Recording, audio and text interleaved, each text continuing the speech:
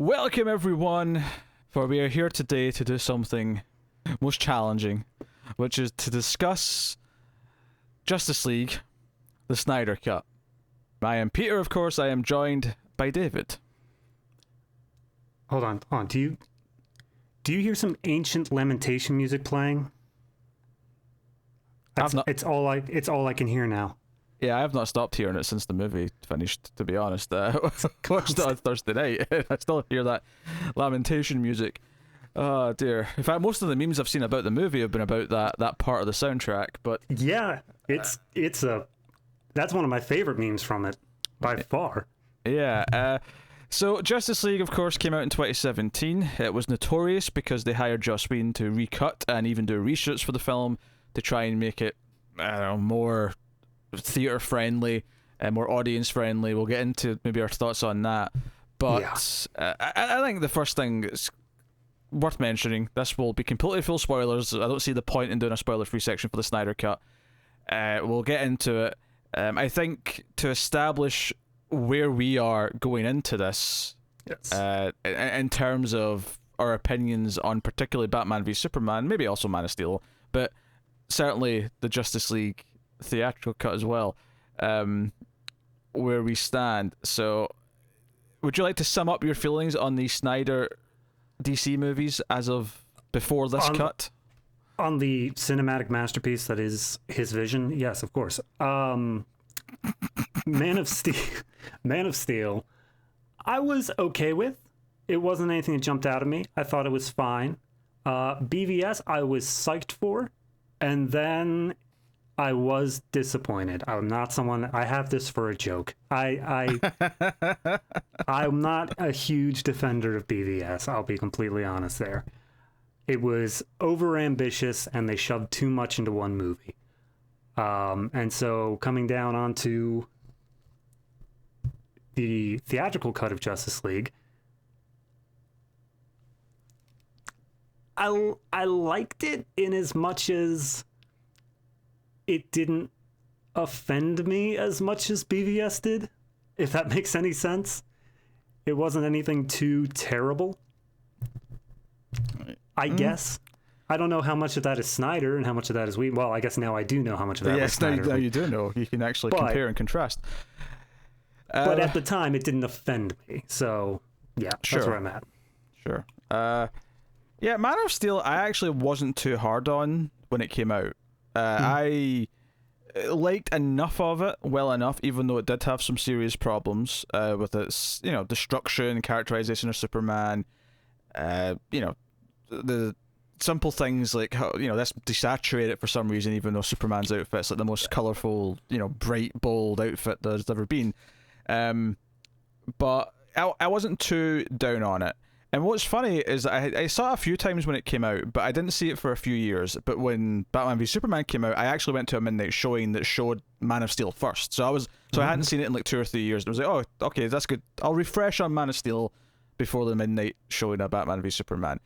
And so even before I saw Batman v Superman, my opinion kind of soured a bit. Like, I certainly was bothered more by the portrayal of Jonathan Kent. I was bothered more by certain, kissing on the mass grave of a city that didn't even see Superman save anyone, so no one really kind of knows who he is or respects him other than a couple of key characters. He saved that family of 4 in the museum. That's very important. Yes. the old neck snap, yes. And then Batman v Superman, I've often referred to my cinematic Vietnam. I think I had PTSD after I walked out. I don't think I have ever walked out of a theater as angry as I did when I saw that. And it's not the worst movie I've ever seen. There is definitely worse. I mean, I saw the Bye Bye Man in theaters. Oh, God. For the love of all things. Well, I don't know if you know this, but I've got a horror movie show called Screams After Midnight. And here on YouTube and or other audio listening devices? Yes, that would be exactly where you could find it, yes. Fantastic. Check it out, yes. My co-host Tim just became a father, so go check it out of parental sympathy, if nothing else. So, I despise that film. I think Zack Snyder showed just how little he understood either Superman or Batman, and that's before we even get to Eisenberg as Lex Luthor or any other of the wacky things we can bring up in that movie. But fundamentally, I just don't think he understands those two characters. And that's what upset me the most. There's a lot of other things I don't like about it. There's a lot of things about Zack Snyder's style and just in his filmmaking library in general that I'm not a big fan of. He has this very nihilistic view on life and on world and so on and so on. But boil it down to just him not understanding the characters. I think it's a bad movie, and I think that as an adaptation of those characters, it's a very, very poor showing.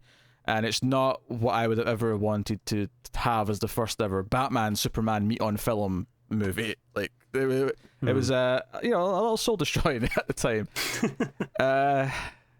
Justice League theatrical cut, I think if you go back and listen to the review, which I did at the time, I think I am too generous to it because I was just relieved it wasn't as bad as Batman v Superman. I actually, in prep for this, I did listen to the original review, and you guys, you, Matt, and Connor, you were all very forgiving.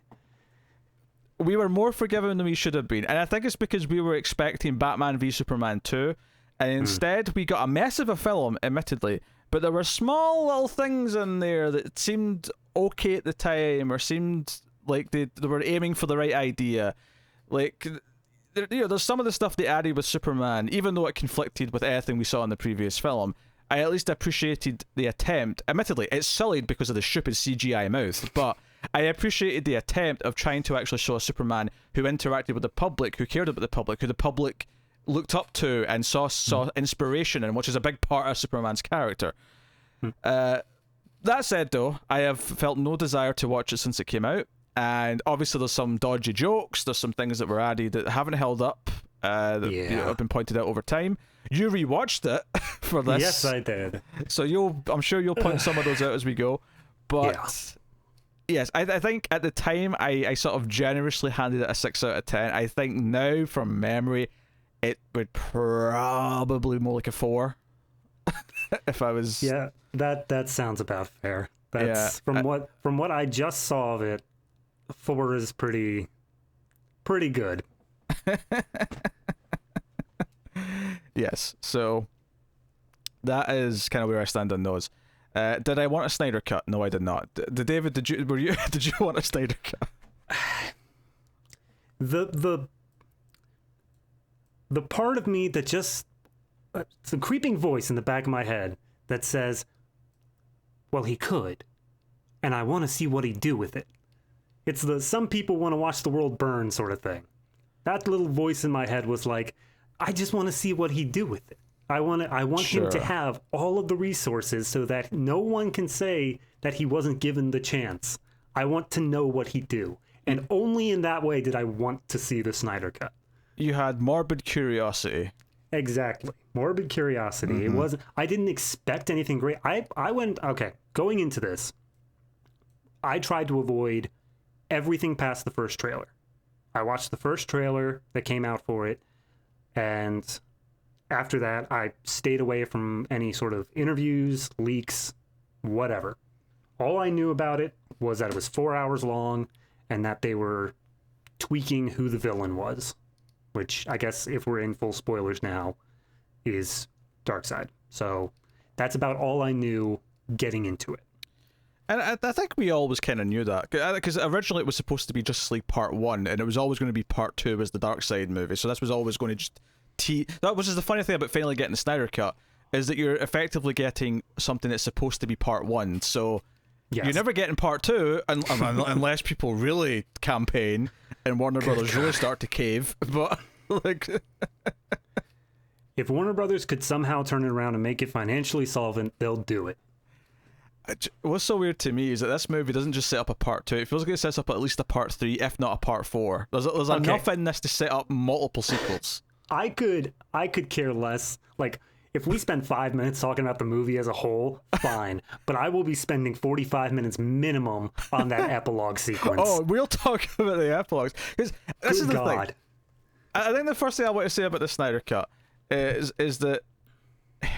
Is it better than the theatrical cut? I think from an objective point of view it is, because it's a more coherent film. It's not as much of a haphazard thrown together, try to, jigsaw it, Frankenstein it into something that it wasn't intended to be. Right. And because of that, it is objectively a better movie. did I like it better than the theatrical cut? Is a very different question. But what I will say is that it is better than Batman v Superman, and I think something I just said a minute ago about Batman v Superman is that movie was like anger fuel. I was enraged leaving the theater. The vast majority of this movie does not piss me off. The vast majority of the Snyder Cut, it was just kind of a slog, but it wasn't upsetting for most of the time. However, you did just mention that epilogue scene.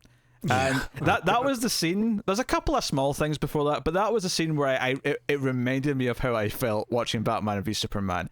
Everything I hate about Batman v Superman was distilled into that scene.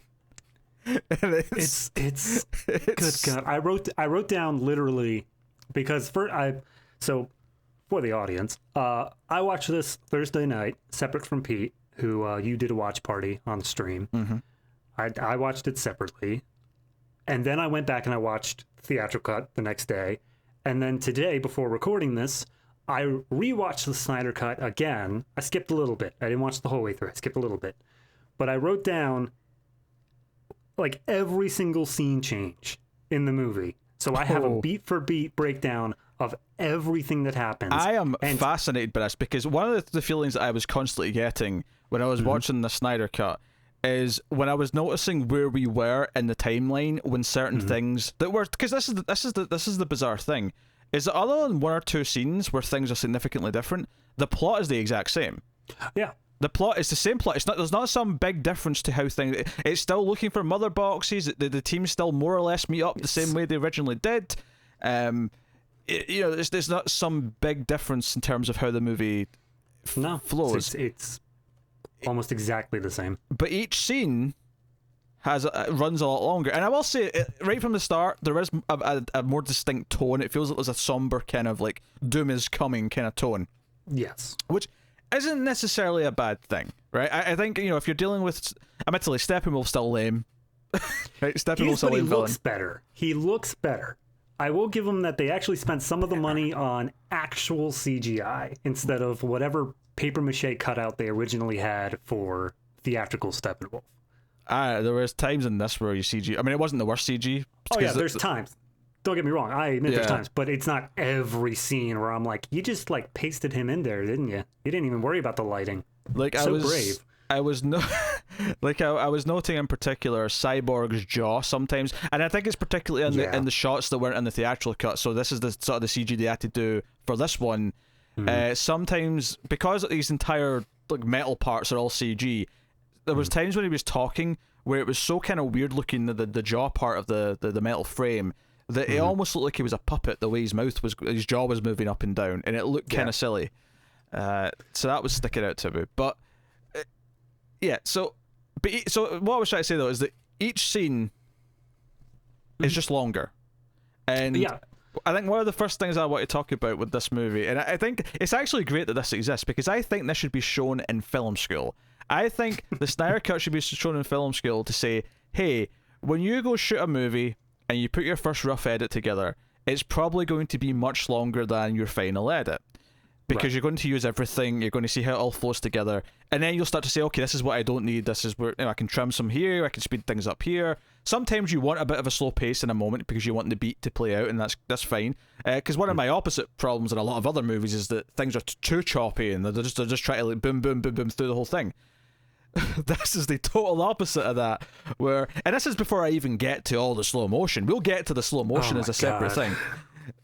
There's so much slow motion. Thing I was planning before I watched it through the first time. I was like, what if I just held like a stopwatch timer and I just activated it every time that there was slow motion? And then I take however much time that was and just take it out and say, this is how much here's how much the movie was extended by artificially. And then I watched like 3 scenes of the movie and I was like, there's too much. I can't possibly. There's so much slow motion. Which leads to the sort of background to the point that we're kind of starting on here, is that there was a moment where I sort of noticed the time we were at in the timeline. And it's a scene where Wonder Woman goes to Batman, because it's after she's discovered the arrow that's been shot from Themyscira landed in Athens, and she's seen the message, and it's a bit extended here because she sees like an actual portrait of Darkseid in one of the the murals or whatever. She gets it. She gets the information instead of just, oh, it was always in my memory. I always just happened to know about this. But she goes to Bruce, and this is the important part in Act 1 of the movie, where she goes to Bruce. These are the two characters that are already kind of on board, and she says, "The threat is real and it's coming," right? Which initiates that, we actually have to get this team going because the threat is coming. That happens at almost exactly the 1 hour mark. Yes. In a regular movie, that would be maybe 20 minutes into the film, if that. Here's the thing, and this is what I realized when I was watching and comparing the two different versions. Yes. They are the exact same beats, all of them, the whole way across, but they are perfectly twice as long in the Snyder Cut. The scene where everyone is fighting Steppenwolf in the Metropolis tunnels, that takes place exactly halfway through in both movies. That's amazing. You're saying that the scene where she's setting together the team is an hour in, and in normal movies it'd be like 20 to 30 minutes in. It's exactly twice as far in. And they just stretched everything out to exactly twice as long. Do you know what's so funny about this? Is that obviously it's become very popular right now to shit on Whedon, right? And for good reason. He's a piece of shit in real life. Yeah. But I do want to say that forget who it was that was hired to do this. Forget who was brought in to do this. Just that someone was brought in and they were given this 4-hour behemoth and said, this needs to work in about 2.5 hours or less. How do you do it? And obviously, it's not everything that was added was good, right? Although I do think some of the things were commendable in what they were trying to do. But like, I can't necessarily, because I'll just be quite frank here. This cut is too long, and it needs to be at least 90 minutes shorter. Did you ever watch the... I think it was Netflix exclusive, but there was an extended edition of Quentin Tarantino's Hateful Eight. Joe, I never, because it was, well, I mean, not that I don't use a VPN, but it was Netflix US only. Right. I did sit through that. I did watch that. And frankly, that movie was already too long. So the extended part, I didn't even notice. I had no idea what they added. It was just somehow an hour longer.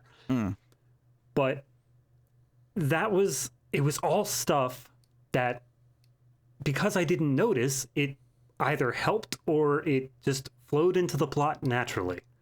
It worked. With this movie, all of this extra stuff, like there was one part I wrote down, where was it? It was in, I think, part 2, The Age of Heroes, where it's like, we cut to Lois being sad for 30 seconds. Yes.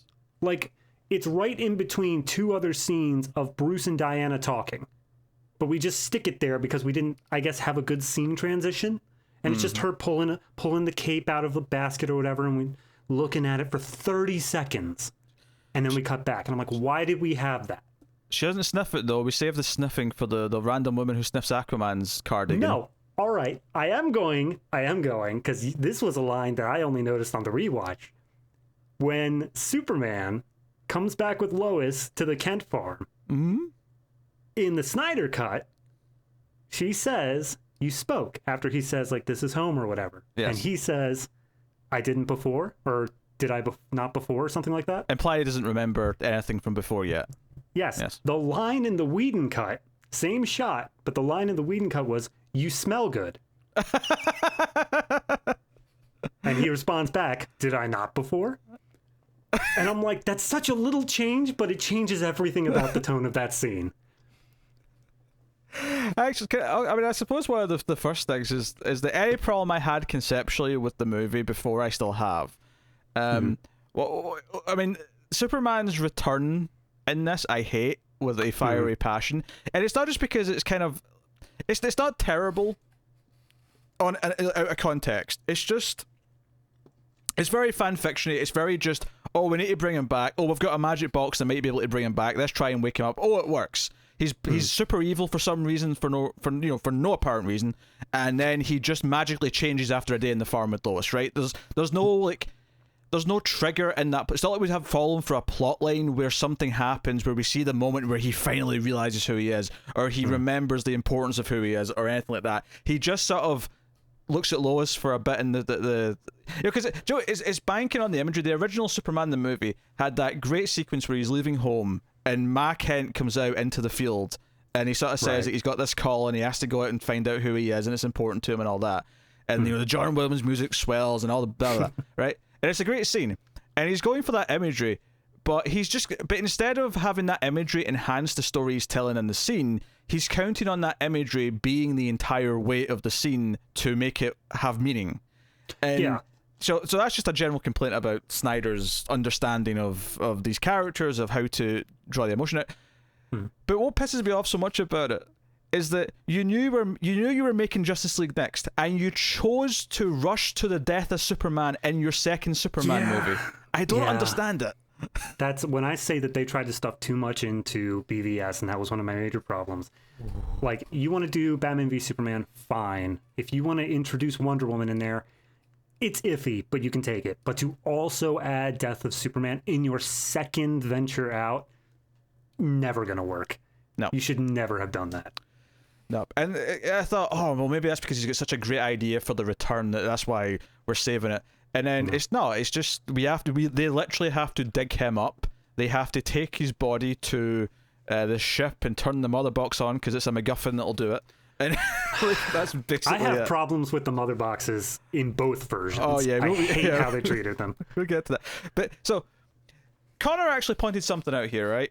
Okay. I mean, I think I noticed at the same time he did, but he vocalized it, right? So I'll give him credit for being the first to say it when we were watching it. When they're leaving on the jet, right? So Superman's awake, but he's flown off somewhere. He's with Lois, and they're leaving. It's like, well, Superman's pissed off somewhere, but we still have to go and try and win this fight. So we're just going to go anyway. And Alfred's like seeing them off in the bat plane, and there's a line to the effect of like, like, how do you think you can win this? And Bruce smiles and says, "I have faith," right? And he turns around. And Connor pointed out that this might actually be the one thing that Snyder's kind of got right about Batman is the idea of Batman and Superman's relationship. One of the most heartwarming parts about it is the idea that the cold, angry, vengeful Batman believes in Superman. And if the crux of your movie, and I think this is a crux of, as a DC Comics fan, as someone who loves these characters, if the backbone of your movie is that Batman is willing to do whatever it takes because he believes in Superman, that Superman will show up and do the right thing no matter what, that is an emotional backbone that means something for the characters, that I can buy into, that I can really get on board with. Now, he's not really super getting into it by any means. It's not like he's really focusing on it, but it is kind of brought up in a couple of lines of dialogue, that one being the key one. This is one of my fundamental problems with Zack Snyder as a director. He's effectively kind of set this up. This idea that this is about believing that Superman's going to do the right thing, and he'll be there and show up, right? Now, admittedly, it'd be more effective if, let's say, they had a couple of movies actually working together before he died, but I mean, that's another debate. So why is it that after that you have these lines, you set up this idea that he has faith in Superman, that when Superman appears, and this is in this particular cut, notably, I actually watched the fight scene from the theatrical cut on YouTube earlier today, and funnily enough, that one kind of has this. It's not a really good example of it, but in the Snyder cut, this is completely missing. There is no reaction of Batman when Superman actually shows up to save the day. Yeah. And I double checked this because I was, you know what, it's a long movie. I was, talking through it, so I wanted to double check and make sure this is just not a complaint I've made up in my head. I went back and watched like a good 10-minute chunk of this sort of section. You poor soul. When Superman shows up, he comes in, he's not impressed, he uses the freeze breath, which, is that the first time he's used freeze breath? Maybe he used it in Batman v Superman, I can't remember. I mean, he used it in the theatrical cut, but... Oh, sure. Yeah, I'll be honest. I didn't remember that. But he used it in theatrical, but it was so much differently. Like they were on the ground fighting him, and he went full on like it was a big gust instead of just had a little. So not only do you not have a reaction shot of Batman having his faith rewarded, the idea that he was right to believe in Superman, and the idea that Batman has his faith rewarded, the cynical, jaded Batman, is something that we, as a cynical, jaded audience, let's be honest, can sort of like connect to, and it'll make us believe in Superman a little bit. So you don't have his reaction. But not only that, he doesn't even really acknowledge that he's shown up, really. Like, he eventually sort of like grapples into the scene, and he's just kind of there, and he doesn't really... the first time he really kind of like has a moment with Superman is when Superman pulls him up right at the very end before they pose. Yep. So you have to understand though, Batman was really busy on those Gatling guns. It was really important. He's too busy firing a big gun the entire time, because that's what I want out of Batman, is Batman firing guns. Exactly. Or that's what Zack Snyder wants. Look, no guns, no killing. It's not that hard, right? I'm just gonna let's just get out of the way. Parademons. Parademons are fair game, even in the comics.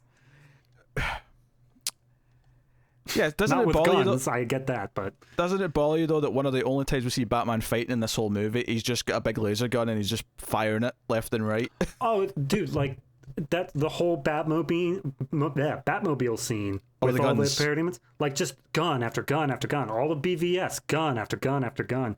Yeah. Like, yeah, it bothers me that he only has guns. I'd much rather the martial arts stuff, but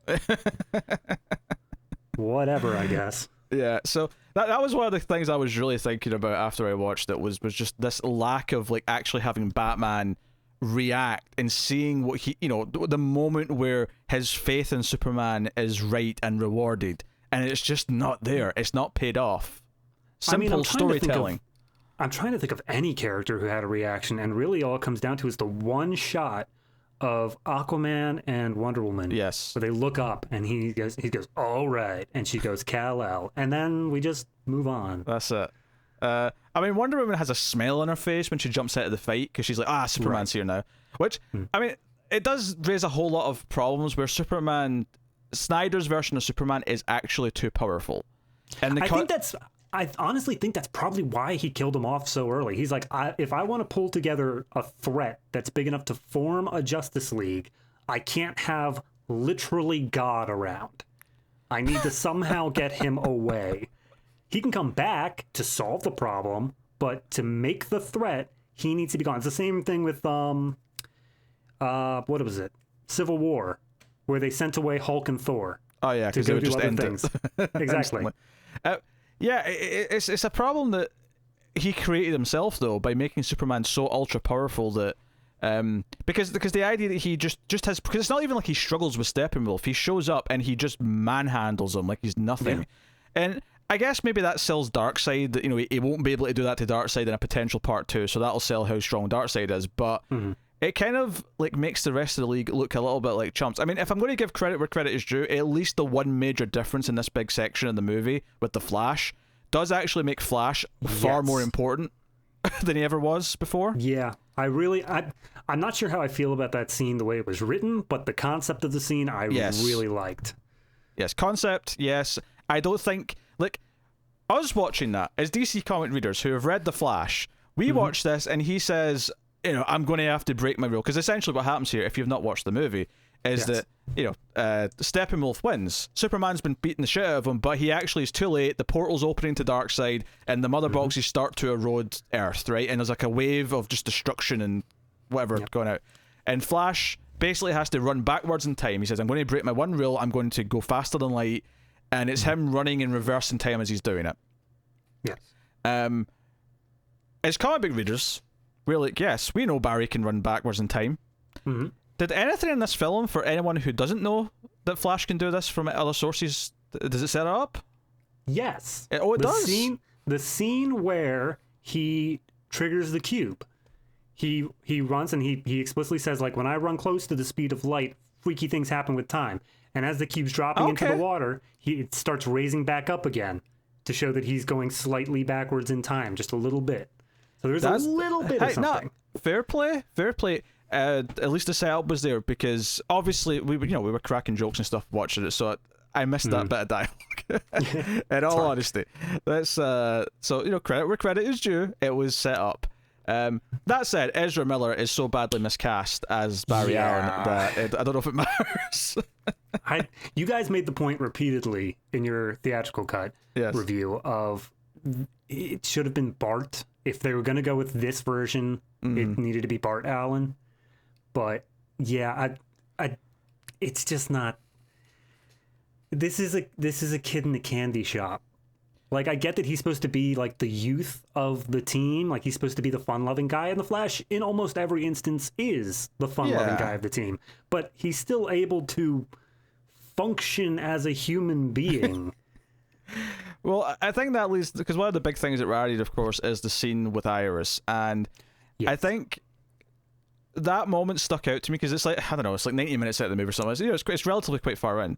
Because I know Tara was watching this earlier, and she messaged me and said, wait, we're an hour 20 in and they're only just really introducing Cyborg, and I just started laughing because I'm like, yes, that sounds about right. But so this is like this is Barry's introduction in the movie, is this scene with Iris. And I'll give it points for kind of waking me up a little bit, because the unintentional hysterical laughter that I had during this scene definitely snapped me into life. I'll give it that. I was just slack-jawed at this whole scene. I was like, oh, hold on. So, for those of you who haven't seen, the whole thing is that he runs into Iris. He's trying to get a job as like a dog walker, I think. I think one thing we have to make clear is that you say he runs into Iris. They do not know each other. This is how the first time they've ever met. They just lock eyes across a crowded room and keep locking eyes for unreasonably long periods of time. Yes. But then she's trying to get her car started, and then this is the part that got me. It was this extended hold on this truck driver eating a burger, who drops it, and then we really focus on the fact that he just needs to pick up this burger. I don't understand why that was what, like, yes, we get it. He's distracted going into traffic. We know where this scene is going, Zach. You don't need to spell out, like, does he have the burger yet? Is he going to notice in time? No, clearly he's not. You wouldn't even have this if he was going to notice in time. Obviously not the drop in it, but the start of him just eating a burger in his truck actually made me think of the opening of Resident Evil 2 remake, the video game. Because it literally starts with a truck driver eating a cheeseburger. Yeah. But... I mean, there's just a lot of little weird things about this. Like, because obviously people were making a big song and dance on Twitter and social media because the scene was Iris was cut. Clemens is going to be back in the movie as Iris, and the fact that it's only one scene, she's never named, and all she is in this scene is there for Barry to stare at and then save. Just I don't know. It really diminishes what Iris is. I think this scene. I'm trying to think from a filmmaking perspective, like. From Zack Snyder's perspective, you want to see Barry being a hero before he joins the League. Yes. That's why this scene exists. However, that's the only purpose. There is no other, and it is a long segment. It is a good, 7 to 10 minutes of just him constantly going off and just verbal diarrhea, just going. Cut and paste that last line about it's a long segment, 7 to 10 minutes, and just sort of you can insert that for every scene we talk about. You can. You honestly can. That's the. The thing is, right? The thing is that the funny part I've not even gone. I mean, there's all these little problems. It's like, why does this have to be an Iris scene? It's an Iris scene because we can all say they put Iris West in the movie. It's an Iris scene because the Flash movie's coming out in 2018. Because of name recognition, because it's an important character to Barry Allen, but the context is so random that this stranger that he meets as he's trying to get a job as a dog walker. Real quick, I wonder if if they folded the characters over into the Flash movie, would they have referenced this scene?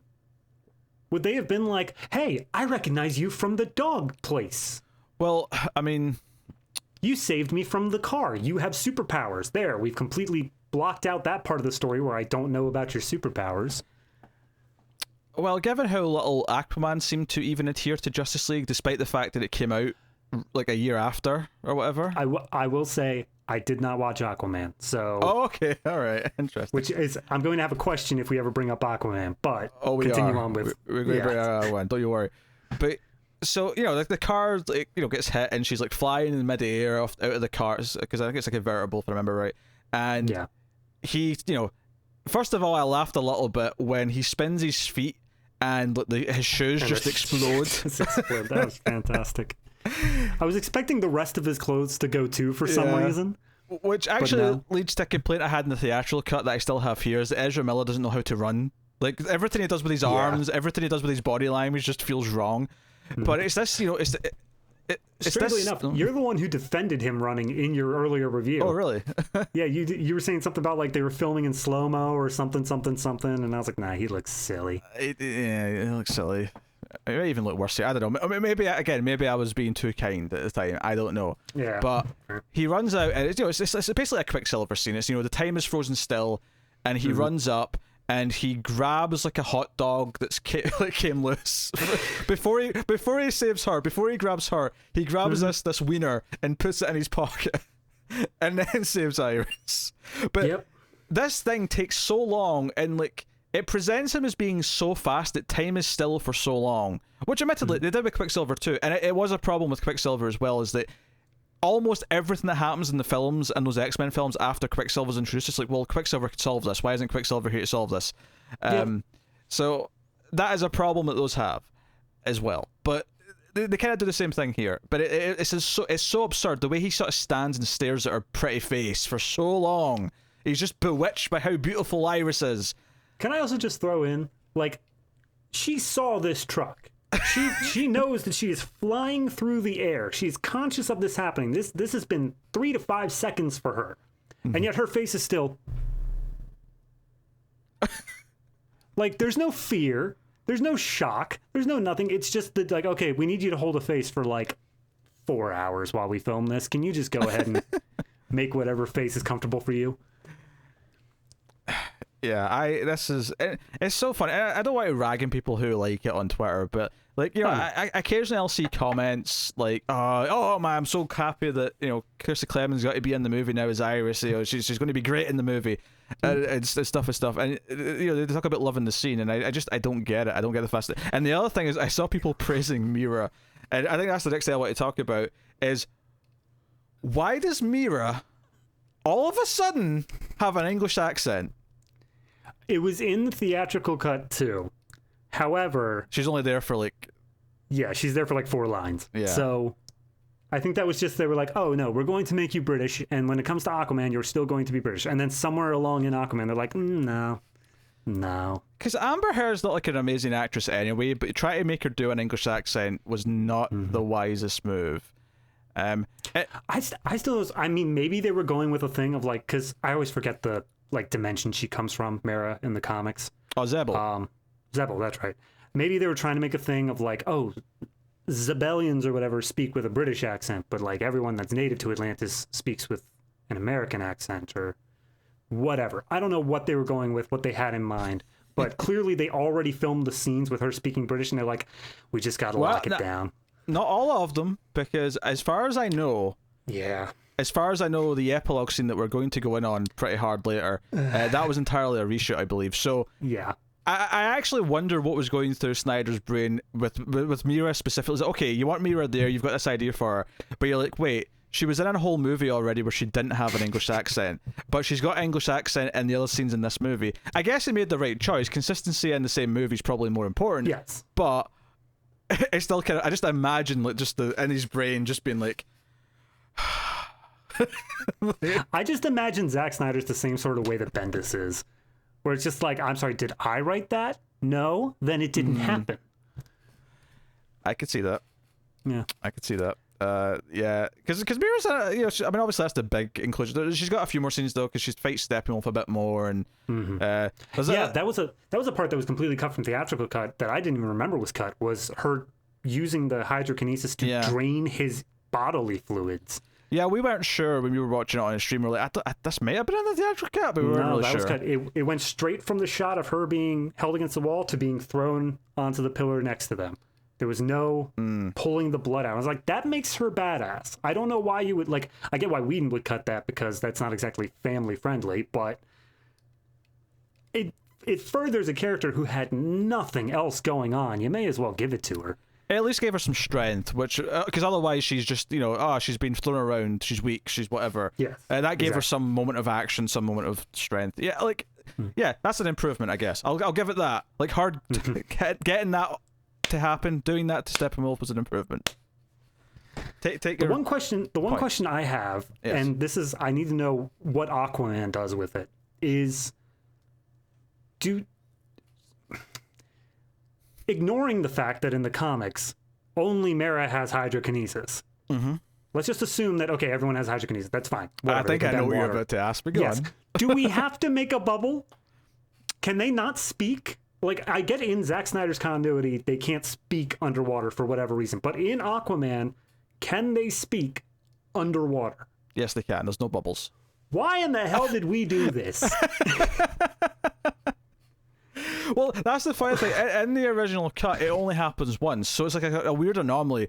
But in this cut, it happens like 4 times. They And make a because bubble to Mara talk. did it, I was okay with it. I was like, Yeah. okay, you're using your powers to show you powers, fine, whatever. But now that Volko can do it, now that Mira does it with some random soldier guy, I'm like, why are we? That's it. That does extend to a complaint that was in both cuts, which is Aquaman at one point with the trident does make the water stop flowing a certain way. It's like, no, that's a Mira thing. But that's why I'm fully willing to accept that everyone just has hydrokinesis now. That's just everyone can bend water. Okay, fine. She's just better at it.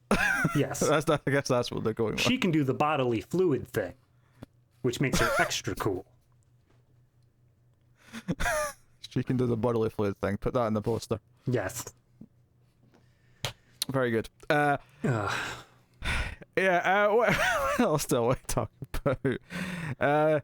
I mean, I guess one thing we definitely need to talk about, I don't know if you want to get into it now, but Cyborg as a whole. Yeah, there's obviously a lot more Cyborg. They There's actually a show lot more Cyborg. You know, his origin. We get to hear about what happened. Some shots of him playing football. There's some weird stuff later on where he's kind of like inside himself in like the mother box or something. I took that as the what was it, Captain Marvel thing, where it's like, oh, I'm in your brain, but you're also in me, and we're just kind of syncing up here. Yeah. My thing with Cyborg is, especially having watched the theatrical cut, where they just took out all of it, absolutely all of it. He had nothing to do that entire movie, except like he moped for the first hour. For the next 30 minutes, he was like, all right, I'm part of this team, but things still aren't great. And then the last 30 minutes, he was like, all right, things are pretty cool now. And it was like, okay, I guess you had an arc. I'm glad you were here. Well, I think the Cyborg, Flash, and Aquaman stuff fall into a problem that this movie had. It doesn't help, what Snyder's doing with it or what ended up having to tap into it with the theatrical cut, but it doesn't help that half of the team haven't had movies and that they have to all be introduced, which is partly why the first 2 hours of this 4-hour cut takes so goddamn long, is we have to establish all of these characters. We have to show you Aquaman, we have to show you like Someone weird sniffing his shirt. Icelandic, this village of Icelandic people singing for him that goes on for ages, and then he walks towards the water in slow motion. A lot of slow motion. Did I mention the slow motion? I don't think he did. Ezra Miller, I mean, I mentioned he's miscast, but he feels so uncomfortable, like with every line he has to give, and not in like an endearing way. He feels like he belongs playing serial killers and not playing likable heroes. That's what he feels like to me. Yeah. Okay, so this is just my minor nitpick with all of DC Comics adaptations. What do we have against blonde actors? I don't get that. Grant Gustin is Flash, not blonde. Ezra Miller is Flash, not blonde. There's like a couple others that I can't recall right now, but like we just don't do that. What's really funny about it is that most of the Flashes in the comic, not even just Barry, like Wally's ginger, Bart's ginger. I think he's ginger. He's ginger too. Yeah. So even most of the main Flashes aren't, they're all not brown or dark haired. Yeah. But for some reason, yes, in every movie version we've had, or TV version, they've all been dark hair. I don't get it. Like, I understand if like if he was spot on acting like the Flash, I'd be whatever he looks like. That's fine. Sure, That's kind of the way I feel like Grant Gustin. Grant Gustin gets it. He's in a good mindset. Or at least he was early seasons. I haven't kept up. He doesn't look like him, but yeah, like he's not. Yeah, but that's just it. If he acts like him, I don't care what he looks like. Ezra is neither. He doesn't look like what I imagine Barry is, and he doesn't act like what I imagine Barry is. It's especially weird given that, like, everyone else pretty much has dark hair too, so it would actually make him stand out a little bit more if he had lighter hair. Because, I mean, Aquaman's supposed to have blonde hair, and I mean, obviously, you cast someone of a different race, obviously, that kind of leads to that, but, so, with him also having dark hair, it means that Barry would really stick out if he had a different hair color, but he doesn't. No. So but it's something that stretches across all DC media. Like, we've never really had a blonde Flash, and I'm just like, why? What are we trying to dodge here? Animated does it, but it doesn't really count, I suppose, in the context of this conversation. Yes, fair enough. I'm thinking more the DC, like the Justice League show, where it was Wally the whole time, so it didn't count. But sure, yes. But he was Ginger. Anyway. They didn't yes, he give was. him dark They hair. matched him up. I don't have a problem with that. Anyway, but back to Cyborg though. I do think that he got so much more development here. He had a whole thing with his father the whole way through. Seeing his origin did wonders for it. In the theatrical cut, I thought it was hilarious because they had him like show a little display between his hands, and there was just shots of like full still frames from Snyder's clips that he shot at the football game, and then he just went thump and went on to Bruce Wayne as Batman. And I was like, show that. Like, come on. And also, in the scene where they are grave digging, in the theatrical cut, they do explicitly say that Cyborg got the way he is because of an explosion. So, I guess we just decided, I don't want to explain car crash. That's boring. Explosion. Is the explosion more accurate to the comics, though? Because I thought it was an explosion in the comics. Explosion in the comics, yes. Yeah. In the comics, it was a giant slime monster thing out of Star Labs or whatever. Or New 52, it was Darkseid's invasion. But I'm sticking with film continuity, because if we get into what it is in the comics, all bets are off. No, I know. But at least with that one, if they're going to change it, at least an explosion is kind of the comic one. So it's not like it's not like he suddenly went, oh, he got like this because he slipped on a diving board and landed awkwardly. It was something really weird and specific. Yeah. But I mean, it was completely filmed too. Yeah. Like all of that existed. It wouldn't take Whedon much to say like, car accident, my mom died. There, cool. Now you have pathos as well because his mom died in the same car accident. There, done. Extra character growth in one line. Yeah. Yeah, I mean, it's fine. Like, I think it's one of these things where I wouldn't say I was all that compelled by his arc in the film. Not that I'm compelled by anyone else's. This is not a particular dig on Cyborg. No, not at all. This is just all of the arcs in the film.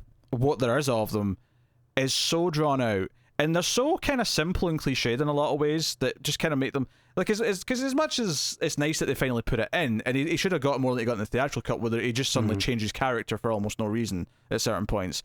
There's not really that much interesting about it in the sense that it is just a typical, parent died with him, and like we've seen other superhero movies even with that type of setup. There's nothing super. I think with Cyborg, I've always kind of wished they went more into like not in terms of tone, but like really go down the RoboCop angle of like him dealing with the fact that he's part machine, and they always mention it. He always says things about it, but I never really feel like they actually do a story about it. Yeah, I guess from my perspective, what I really got into Cyborg was his first act, where it was that the entire scene where he's listening to his dad on the tape recorder the first time through. Yes, and he's just saying, "Here's what you can do. You are literally a god in a modern world. You can do all this stuff. Anything that relates to zeros and ones, you got it down." And they show examples of this, of him seeing all the security footage of this mother who's struggling, and then just upping her bank account because it's all just zeros and ones. He can just do that. And I like that sort of power boost for him, especially compared to theatrical cut, where it was just like, I can fly now. That's a thing I can do. I kind of wish they went deeper into it, because I think what they should have done for the movie really is that, in the same way that I was saying that I really wish it was hanging on like the emotional heart of the film was Batman believing in Superman, which would actually be a nice counterpoint given that the last movie was mostly Batman hating Superman and trying to kill him, which has got its own problems. But let's just say that was the dispute in the last film. Batman believing in Superman now would be a nice counterpoint to it. Similarly, if you actually sort of like narratively construct the entire plot around Cyborg, so you actually make it about his origin and you make it about him struggling to be what he is now and accepting that he is different and he is no longer a regular human being, and he does have godlike abilities in some ways, but it comes at the price of being normal. It comes at the price of living a normal life, all these things. Like, you can do something with that. And it is worth mentioning that his father in the film, Silas, played by Joe Martin, who I do love from Terminator 2 and Speed. Fantastic. So shout out to Joe Martin. But he actually fulfills the typical Snyder sacrifice scene, which Snyder has in every single one of his movies. Because, and this is a problem, that I watched a great video, and I can't for life remember the channel, but there's a woman on YouTube who did a great comparison of his Superman, but then did the video is called "We're Already Dead," and it's a really good examination of Snyder's nihilistic kind of like themes that run through all of his films, and how. So there's a soldier in Man of Steel where he has this big moment where he sacrifices himself on the plane, and the line he has before he does it is, "A good death is its own reward," and how you can actually take that line and apply it to several characters through all of Zack Snyder's movies. It applies in Watchmen, it applies in Man of Steel, it applies in Sucker Punch. Sucker Punch is even darker because, at least in her head, she's imagining being raped, so it's like even more vicious than just murder. And then here with the Joe Martin, like it happens over and over again. And I don't think I feel anything from this sacrifice, because I think one of the problems with Zack Snyder's sacrifice scenes is that his characters are so bleak and his world is so bleak that there's nothing to latch on to care about any of them and to really root for them. Yeah, I don't think there is. No, I agree that for most characters, I don't know. Maybe I'm just a sucker for Cyborg. I never considered myself to be such, but maybe I am. But I felt that out of everyone in the movie, Silas was the one who was the most human, I guess. Sure. He had a whole thing about, he did all of this to save his son. And yes, like, it was a redemption story on his end, because the whole reason that his son was in that state was, tangentially related to the fact that he wasn't there for him. Yes. So, and then the whole thing of like why he sacrificed himself, why he did all this, was just out of devotion to his son. The best part of that was when the Code Red is going off at Star Labs, and he's completely disproved that there is a Code Red, that it's all just a false alarm. But as soon as he sees his son walks in, he puts it together in his head. He's like, never mind, definitely a Code Red. Everybody stay back. And that's just him being like, no, you good. I love you, son. Bye. Like, I don't know. It just felt like a genuine character to me in a sea of like, all right, everything kind of sucks. I think that almost is another sort of point I would make then, is how do you feel then that the only genuine character, everyone else is a god in some way, either literal or figurative, but the one human character that you just said that you think is the one that you have the most attachment to, and the one that feels like he has the most vulnerability and the most compassion, is the one to have to sacrifice himself. He's the one to die for everyone else. If you look at it from a narrative perspective, I think that it's fine. I don't think that it was a great death, because it was just like, how was Silas even supposed to know that like you were having trouble tracing the mother boxes to begin with? Like, none of that came in. From a writing standpoint, they didn't have to put him in that situation, but they just decided to. They're like, no, we do have to kill him. Like, because, we can't have... Are you telling me that we're going to have a character here who's not an orphan? What? Like, no. From a narrative standpoint, from a writing standpoint, there's no reason for them to put him in that situation. And with that, I have problems. But if we say, okay, the writers did it, now how do I feel about it, that it happened? I think that it was contrived, but fine. Yeah, it's one of those things where it bothers me more when I think about Snyder's films as a whole, rather than just in a vacuum on its own, because he has a habit of the more likable characters, the more human characters, being the ones who have to sacrifice themselves, so the badasses, quote unquote, can thrive and survive. There's the example I was talking about in that video from Dawn of the Dead, the remake, which also a lot of this applies to as well. Yes. Long before he ruined my favorite superheroes, he ruined my favorite zombie film. But he has like this sort of more sensitive like guy main character. As well as sensitive as a Zack Snyder main character can be. But there's also this kind of like... He's not actively violent. Yes, but there's also this foul mouth, the security guard who's more of a dick, but he's the one who gets the kind of the great big sacrificial like glory explosion death, where he gets to go out looking cool and feeling like he had a big action moment. The more sympathetic guy, who also has to die, doesn't get that. He gets this kind of just sad, pathetic moment where he doesn't even have a bullet left to like kill himself, I don't think. Maybe I'm misremembering that, but I think it was something like that. And it was almost like, no, he's not cool enough. He doesn't get the cool death. He doesn't get the cool thing. And maybe not all that applies directly to this particular thing, but I couldn't help but not think about how he he doesn't know how to build drama without having someone sacrifice themselves. It's just a crutch that he leans on, and this felt like another example of it. I think that he probably grew up with several movies that like killed the dog. Like the character who did nothing wrong at all and who you had nothing but goodwill towards just bit it. And he's like, well, I feel something. So clearly that must have resonated in some way. But then when he grew up, he's like, well, I'm not actually going to kill dogs because apparently nobody likes that anymore. So instead, I'm just going to make a dog in a human shape. He's a good boy. He's done nothing wrong. He's a great man. And then bang, dead. I think this kind of extends to just something I was saying earlier, but like a greater point to go into is Snyder's like, he understands conceptually a lot of storytelling mechanics that are used in movies, but he doesn't necessarily understand why they work. So right. I think that's the major thing between Watchmen and Superman, was that he got Watchmen and he did a deconstruction on superheroes, which is what Watchmen is. And then he's like, okay, now I have Superman. I'm going to do the exact same thing.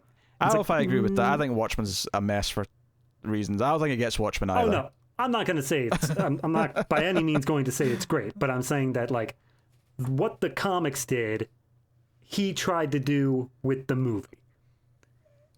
I'm not saying he completely succeeded because there are issues in its own right, but... I don't think he understands. He transplanted it visually, but he doesn't understand... the example that's always brought up is that in the comics, Rorschach's violence is horrific and it's terrible and it's brutal, and we are not supposed to root for this character. But Zack Snyder thinks it's cool, so in the movie... He was the dog, though. He made Rorschach the dog. Shut up. But so I don't think he didn't really understand, which is why the TV show is much better, because even though it's a completely different plot, it actually tries to say something in a very similar fashion to what the book did. The movie just kind of tries to transplant it and doesn't really do anything. But I'm not talking about adaptation things. I'm talking about simple storytelling mechanics, like the character sacrifice, or I actually forgot the one that I was going to use a minute ago. I'm blaming you for that, because you put us on adaptation nonsense. Whatever. But no, just like, he understands that we have to have like a plot beat to propel us, or he understands that we have to care, or so specifically with Superman. And I think despite the fact that there's less like specific rage-inducing moments with Superman where he's out of character per se, outside of just the sort of the broad complaints of like his resurrection being kind of silly, and ultimately him just, you know, coming back for reasons, and his memory just it just pops in, he's fine now, no one worry about it.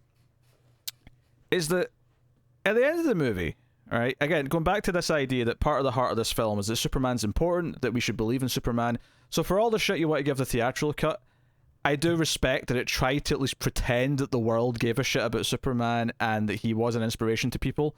One of the things that I would say that this movie is also missing, there's a lot of talk about the age of heroes being again.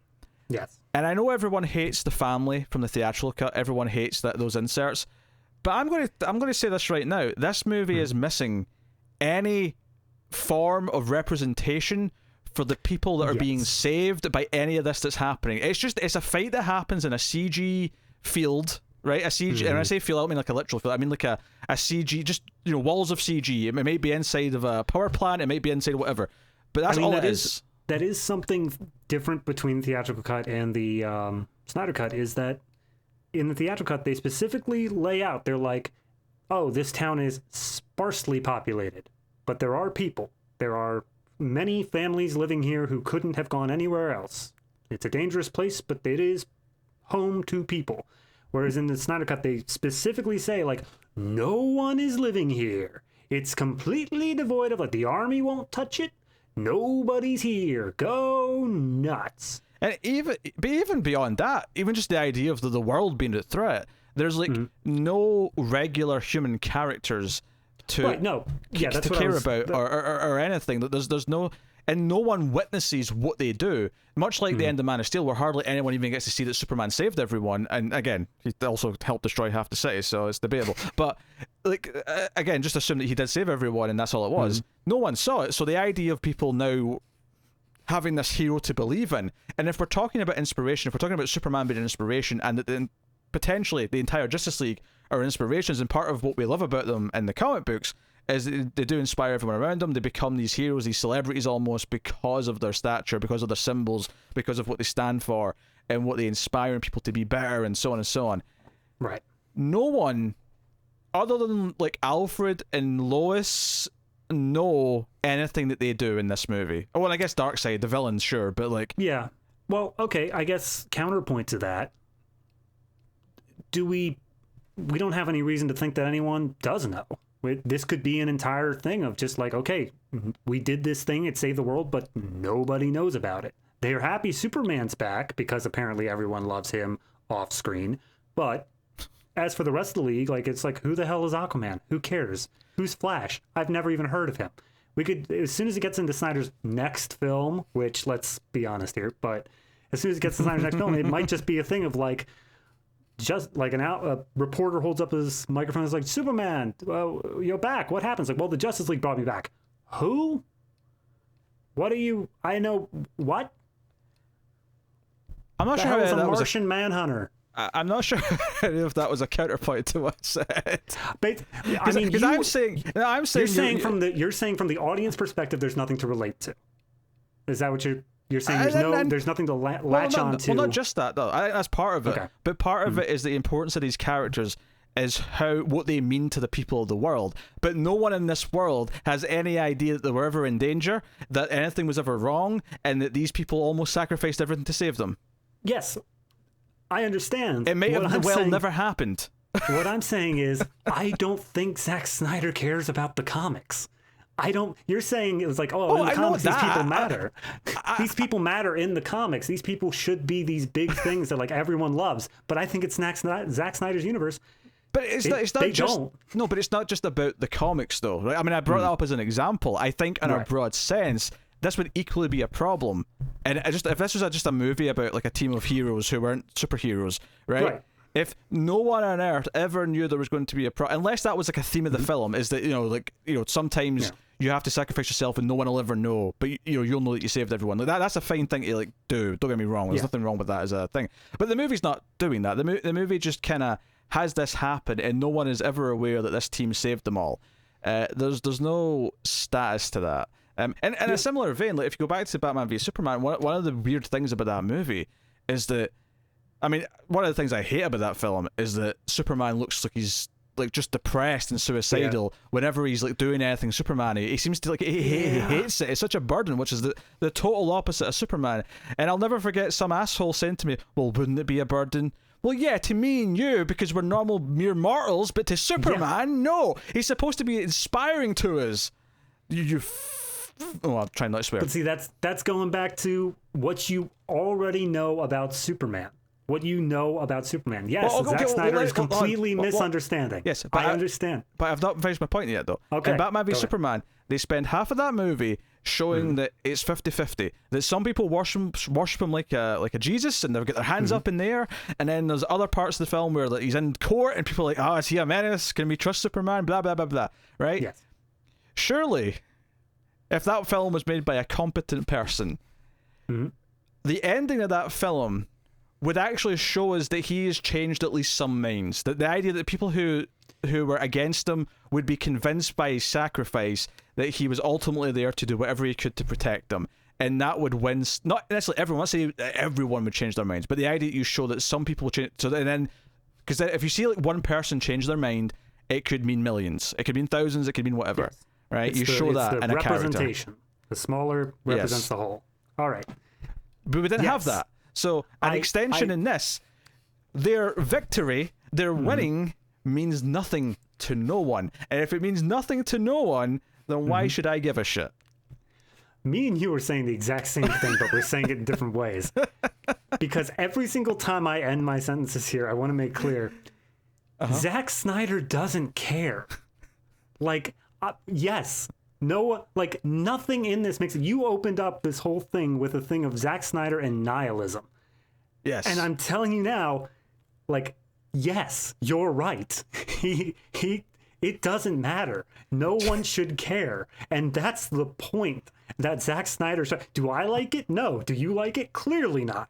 But he's doing what he wants to do. Can we just examine that for a second then? That this director, whose core theme is, and his outlook in life is nihilistic, his Dawn of the Dead somehow...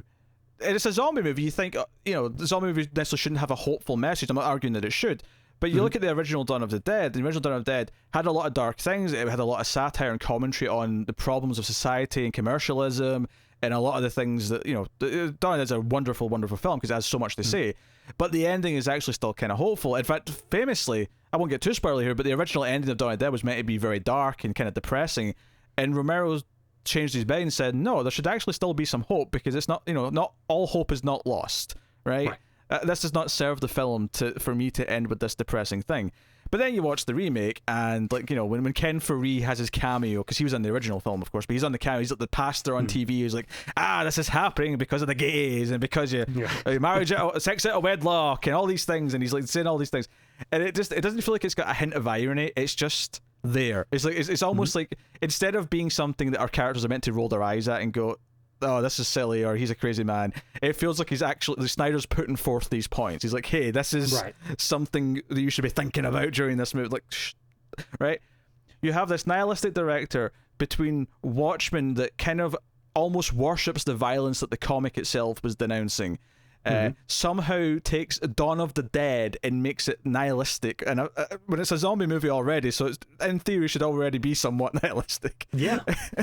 And you have this director, Sucker Punch, which is one of the most depressingly shitty music video / video game trite, like so anti-feminist. He can claim it's feminist all he wants. It is shite, right? This director who's known for nihilism, and you give him Superman. Yep. You give Zack Snyder the character who is the core opposite. The whole point of Superman is in the face of nihilism to say, no, we still stand a chance. We can still be better. We can do better. So I've made my speech. No. Yeah, I'm not going to denounce any of that. That is entirely accurate. Everything you've said is entirely accurate. Welcome to the worst timeline, B. Everything is bad and will continue to be. And anyway, yeah. So I guess we've been going long enough. Should we get into the epilogue? Because God, boy. I'll just actually before we get to the epilogue, okay. There's one more core thing that we should talk about. Let's kind of get two parts to it, and then so yes, so we have to talk about Lois is just moping around, and that's just kind of consistent throughout the film. There's a lot of slow motion of her walking in the rain or sniffing capes. Which notably, she doesn't sniff. There's no sniffing. Thank God. But that would have been too much. There's an implication she's pregnant at one point because she's got a pregnancy test. Dude, I was like, what are you even doing here, man? If this is not going to wrap up in this movie, then why is it here? Yeah, that's something that if I had been tasked to do my director's cut of a movie that was originally going to set up sequels, but I know is not going to now, that is one thing I would have taken out because I know what it means now, not because of the reason for it then. I literally would have just replaced it with a box of Twinkies. Like, just anything else to be like, yep, and that's there now. Or you could just not have a close-up of the badge, because it's like a press ID that she's getting. Like, you could just... No, she looked at the press ID. She had the press ID in her hands, and then it cut back to the desk to show that. It cut back to the empty desk that had nothing but the pregnancy test. I have thoughts on the sequel bit in a minute, but we get to the epilogue. Yes, exactly. Right? But... So, the reason why I'm bringing this up specifically is because it drives it home really hard throughout the film, and it leads to, of course, the Martian Manhunter, part 1 of 2 cameo, which is a character who was in Man of Steel and is now revealed as Martian Manhunter. Honestly, though, the entire scene is just like fan service because it doesn't need to exist. The pep talk because we think it's Ma Kent, it's Martha Kent who's talking to Lois, but then she leaves the apartment and she turns into Martian Manhunter. It doesn't need to be there. All it does is add to the time. Lois doesn't need anything else. They actually have the exact same scene in the theatrical cut, but Lois is at the Daily Planet just doing fluff pieces. Like, she's not doing hard-hitting journalism. They meet in one of the meeting rooms, and they have the exact same talk of like, oh, I lost the home, but me and you are the only ones who can talk about this because we're the only ones who knew. I hope things go well for you, Lois. And then the scene ends. And we don't... Like, it's the same scene. It's shorter by half, but it's the same scene. Which is funny because... Doesn't that's hurt the idea that Lois and... Because if there's something that was a good idea, even though the scene might not have been great, the idea that Martha and Lois have bonded since Clark's death, that they have confided in each other, is actually a sweet idea. So in this version, it turned... I mean, maybe they do talk to each other, but we don't see a real example of it. We see the example of Martian Manhunter talking to her. No. So that's gone. As soon as I saw the Martian Manhunter, I was like, what happens when Lois brings this up? What happens when Lois says, hey, Martha, thanks for coming and telling me to come back to the living. And she goes, I've been in Kansas. What are you talking about? Yeah, that's a bit silly. And of course, the other one's at the very end after the epilogue dream sequence, where he basically just says, hey, I've decided I want to take part in this world and I should help all the fights that are coming. And all I could think was, so you didn't think you'd help in this one that was just happening? And he had to get into the character of Martha Kent. It took a really long time. Especially since all I could think was, you know, you're actually fairly on par with Superman in terms of powers. Like, you might have actually been able to solve this fight without Superman. Yeah. Which, I'd say so. That was something I didn't even get into earlier on, is what that does to the rest of the team, that Superman, like, he's so powerful compared to them that the rest of the league together can't even, like, come close. Because one of the things I like about the animated Death of Superman movie is that the Justice League are trying to fight Doomsday, and they can't, and it's going through them. And I like it better than the comic, because in the comic, the Justice League at the time was mostly B-listers, right? It was like Guy Gardner with his mushroom haircut, and Guy Gardner, Booster Gold. Yeah. And it's not that I dislike most of those characters or anything, but in the animated movie, because it's like, no, it's the full proper the main 7 Justice League team that are trying to fight Doomsday and can. And there's a moment where, like, Batman's, like, injured after his plane's been knocked down or something. He's like, oh, Clark, where are you? And Clark's distracted because Clark's, like, telling Lois who he is, and that's still happened at the same time. It's a really good animated movie, actually. Yeah, but I love it. Even when Superman does show up, it's not like he can just take on... I mean, he literally dies. He literally dies trying to fight Doomsday. He succeeds, but it takes everything he's got. Death of Superman. Yes, spoiler for Death of Superman. But the idea being, it's not that he's that much more powerful than everyone else, but he's enough more powerful, right? The idea that he's the most powerful of us, but he's not... There's not such a gap between, like, you know, Wonder Woman and Green Lantern versus Superman that they're minuscule comparatively. But in this movie... Oh, it's blowout. Superman shows up, he's like, flick, and Steppenwolf's like, oh, my horn, and then Wonder Woman decapitates him, and, you know, whatever. I do wonder how much of Steppenwolf's durability, just based off of what we've seen, really comes down to his armor. Potential. Because it seems like as soon as he lost the armor, it was just like, and my sword slices right through him. No issues whatsoever. True. But I wanted to mention that because that bugged me. Yeah, no, it is, and with Martian Manhunter, same sort of thing, where it's such a robust power set that he has, and now that Superman's back as well, it's like, what is Aquaman gonna do? Yeah. What is Batman gonna do? Especially because Batman was always like the master planner sort of thing. I feel like in any future installments, it's just gonna be he's the bank. He's just we need a gadget to beat this guy. Okay, let me use my thousands of millions of dollars. Because he doesn't outsmart anyone. All he does is use guns, bizarrely. Yeah, he's not the smart. Because that's the thing. That's why I wish he would have went to martial arts, because that instills some sense of, like, he's learned something. He is mentally capable. With the guns, it's just like, and he knows how to shoot. Yeah, and Aquaman is... It feels like Aquaman's strength-wise is similar to Wonder Woman in the final fight. It feels like that's what the way they... It's like the other two fighters... That's the way they set it up, too, is that they were just the muscle to take down Steppenwolf, while Cyborg is the brain.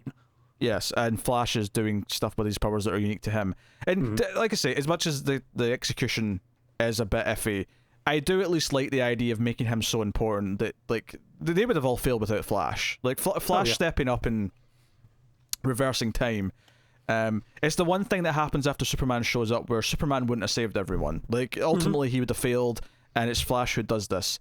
Check out Flash in theaters 2018. And there's an argument to be made that Flash in some ways is more powerful because he can run back in time and he, so on and so on. But yeah, I wish they actually explored those ideas a bit more rather than it just happening, and that was it. Would you like a 5-hour Snyder cut? I'm just saying you could have cut down other things and made room for it.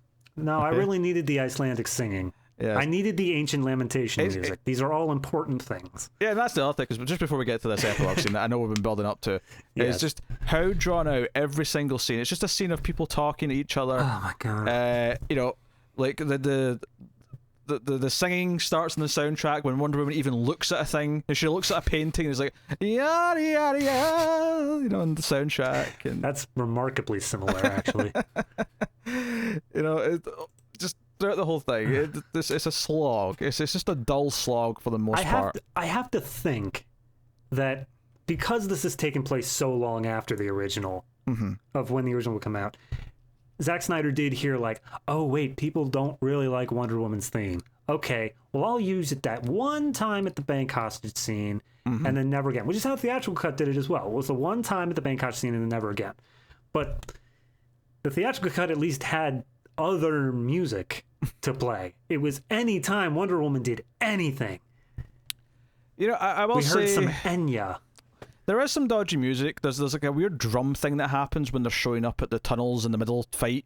Like when Batman, Flash, and Wonder Woman walk into that area, there's like a weird, really intense drum thing happening for no reason. But I will say that Junkie XL is not a bad composer. He did do Mad Max Fury Road after all. And I do think, while I don't like Man of Steel that much, I do think Hans Zimmer's score for it is mostly pretty great. So whenever he does use that, Superman/Clark theme from that movie, it does actually work quite well. And Danny Elfman's music by comparison, I gotta say, just me personally, I was going through the movie. I finally hit the end. The epilogue ended after an eternity. Yes. And it went to credits, and I was like, okay, it's good. It's done. It's over. Yeah. I'm kind of happy that I didn't hear hallelujah. And then right then...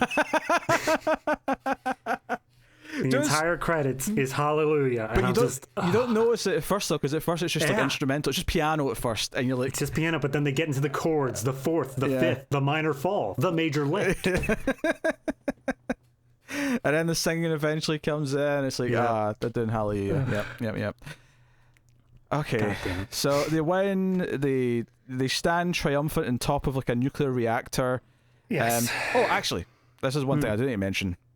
Is the black Superman suit and why it's here, how he ends up in it. So in the comics, it's remind me, I might be misremembering this, but I think he's buried in the black suit because it's like his funeral suit, right?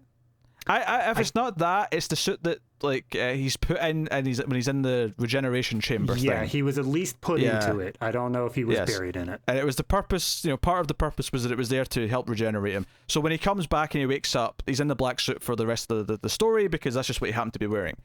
In this movie, when he becomes Superman, when he realizes who he is, he flies to the ship in the Arctic, which is the fortress essentially in this universe, and he's walking down the aisle and all these outfits are sort of like spinning, and the blue one's there. His blue suit from the previous films is there.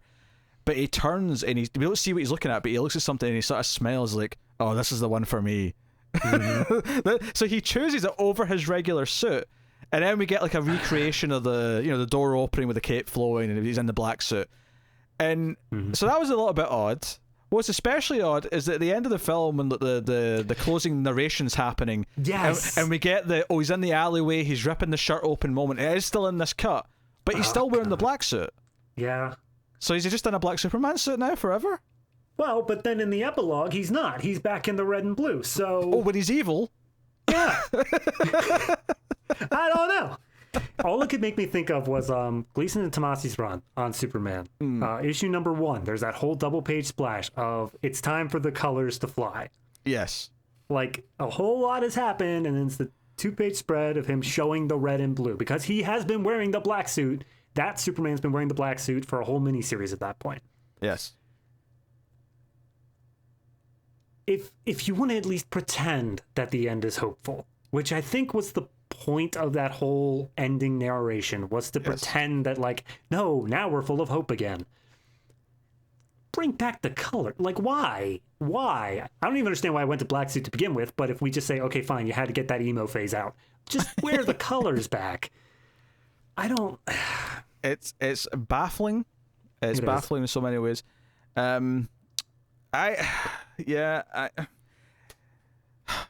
boils back down to, like, you know, the film is also more desaturated in this version. I didn't even mention the 4:3, the IMAX ratio.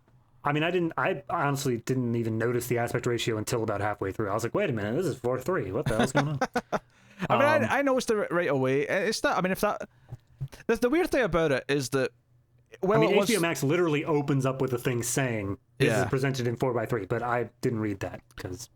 Like, don't get me wrong, I am all about original aspect ratios, and like a movie made in like 1943 is in 4:3. It should remain in 4:3, or 1:3:3 or 1:3:4:1, or depending on how far you go back. A television show that's made in 4:3 maybe shouldn't be put into 16:9. Yes. But or even if you go far back enough, 1.37:1. It was a ratio as well. Because that's the thing, the old movies that were shot 4:3 are actually slightly different to 4:3, but it's close enough that no one cares when you just lop off the millimeter difference.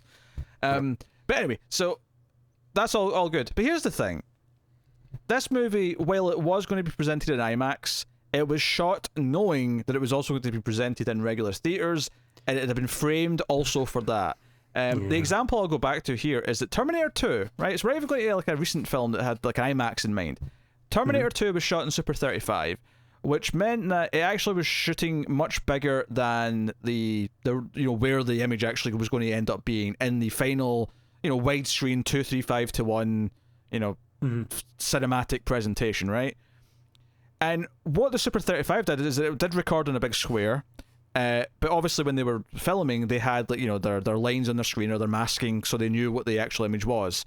But what it did is they could frame it for two ratios. The idea being that the VHS and the TV version wouldn't be as butchered as movies that are shot in that widescreen format usually are, because they've kind of accounted for it by having some extra at the top and bottom, so that some shots are better off having more at the top and bottom than being cropped at the sides. And but ever since we've went to DVD and Laserdisc and obviously Blu-ray, and we've preserved original widescreen ratios, it's been in that widescreen format every time, because that is the main intended version that it was always supposed to be. That was the one that Cameron wanted. That was the one he really cared about.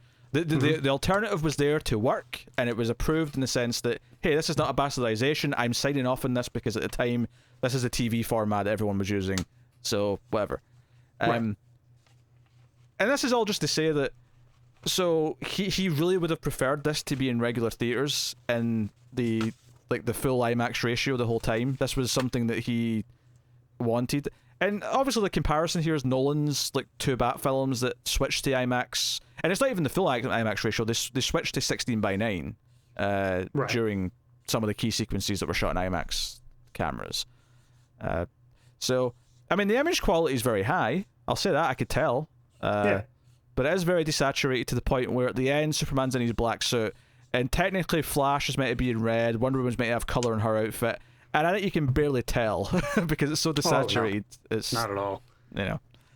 I think the color grading was built for Batman and maybe Jason Momoa, but that was it. And apparently I think they're putting out BVS in this IMAX ratio. They're okay. Or something. Forgetting the ratio, going to the color grading, there was talk at least. I don't know if it's going further. Oh, I saw this on Twitter. Yeah. They're making a release of the Snyder Cut in black and white. It's almost black and white already. Yeah, what's gonna change? What honestly is the only thing I could think was that is going to change from my perspective. When I thought of it, this was the scene that was going on, was when he is walking down the row of suits. And he stops and looks at the black and white one. I'm like, well, the other one's going to look like it's black and white too. How are we going to differentiate that? What's going to be the difference of that suit and this suit? This one's a bit lighter. Oh, good. What's so strange about it is though is that just shifting a movie to black and white doesn't mean it was shot for black and white.